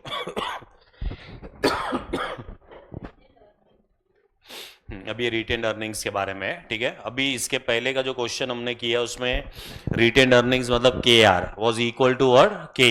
ठीक है, लेकिन ये क्वेश्चन में ऐसा नहीं होएगा. Okay, understand.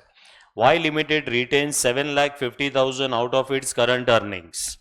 The expected rate of return to the shareholder if they had invested the funds elsewhere is 10%. ठीक है, मतलब ये लोग का एक्सपेक्टेशन कितना है रिटेन अर्निंग में से?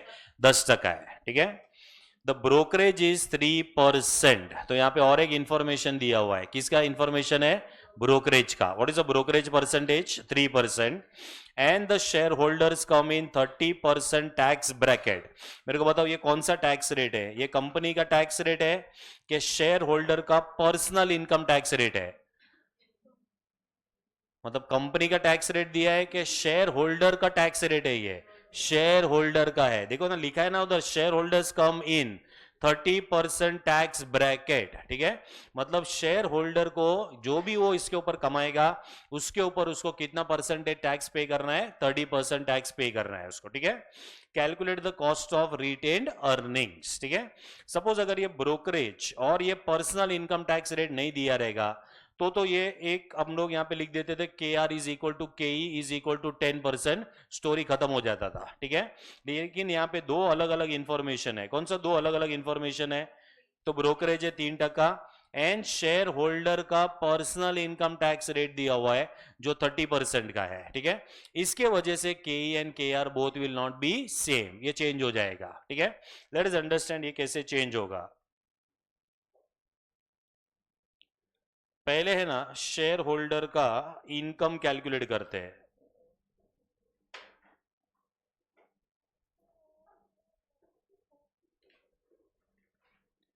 शेयर होल्डर के पास में 7,50,000 का रिटेन्ड अर्निंग्स है, उसको वो 10% पे इन्वेस्ट करेगा और 75,000 रुपीज कमाएगा। ठीक है, कितना कमाएगा? 75,000। क्या हुआ? नहीं बाद में लिखो, रुक जाओ। हाँ, तो income of the share holder 7,50,000 का उसके पास रिटेन्ड अर्निंग्स है, उसके ऊपर 10% कमाएगा, 75,000 कमाएगा। ये 75,000 कमाने के लिए उसको ब्रोकरेज पे करना पड़ेगा। ठीक है, सो यहां से हम लोग ब्रोकरेज माइनस करेंगे, सो लेस ब्रोकरेज, तो ब्रोकरेज आएगा 75,000 का 3%, 20 इतना बड़ा।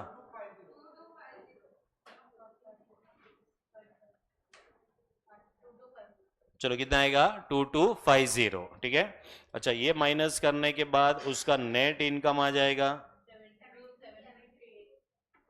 72,750।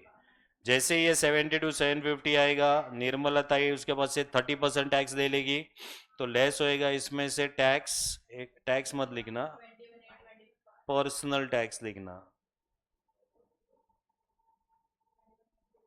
At the rate of 30%। ठीक है, तो 72,750 का 30% जो है उसको टैक्स पे करना पड़ेगा, 21,825।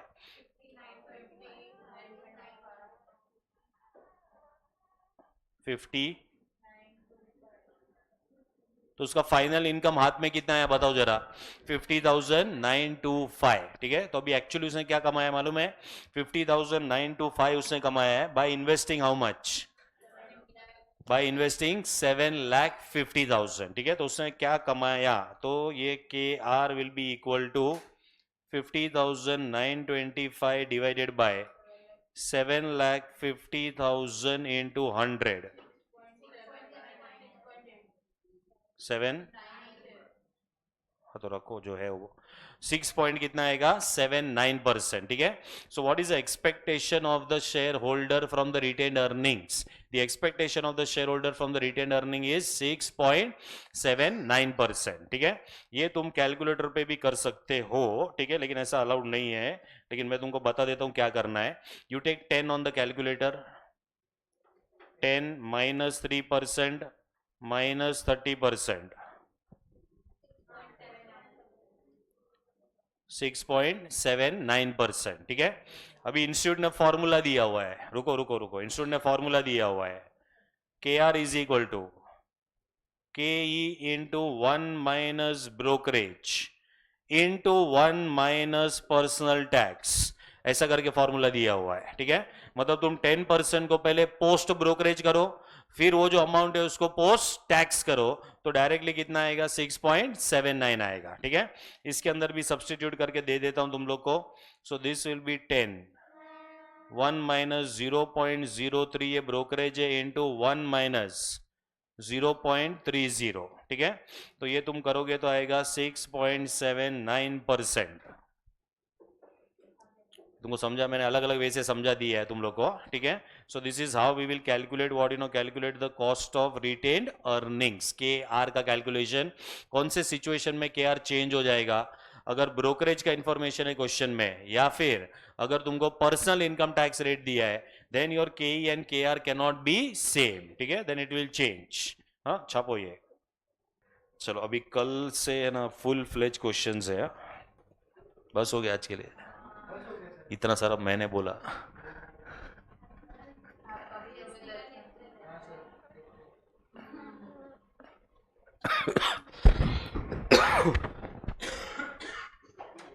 ठीक है, चलो अभी कल है ना पूरे फुल फ्लेज क्वेश्चंस है, मतलब सब बड़े बड़े क्वेश्चन रहेंगे, सब कुछ रिवाइज करके आना, सब कुछ। हाँ, एवरीथिंग जो भी किया है सब कुछ, किधर कौन से क्वेश्चन, रेशियो नहीं, ये चैप्टर का सब कुछ। हाँ, ये वाले चैप्टर का सब कुछ रिवाइज करके आना। जो जो हमने डिस्कस किया है वो कहीं पे भी यूज हो सकता है भी, कोई भी क्वेश्चन में। हाँ,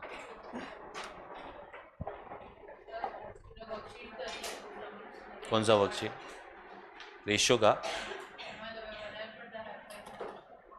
नहीं नहीं नहीं, तुम लोग तुम्हारे हिसाब से करो, तुमको वो भी करना है तो वो भी कर सकते हो।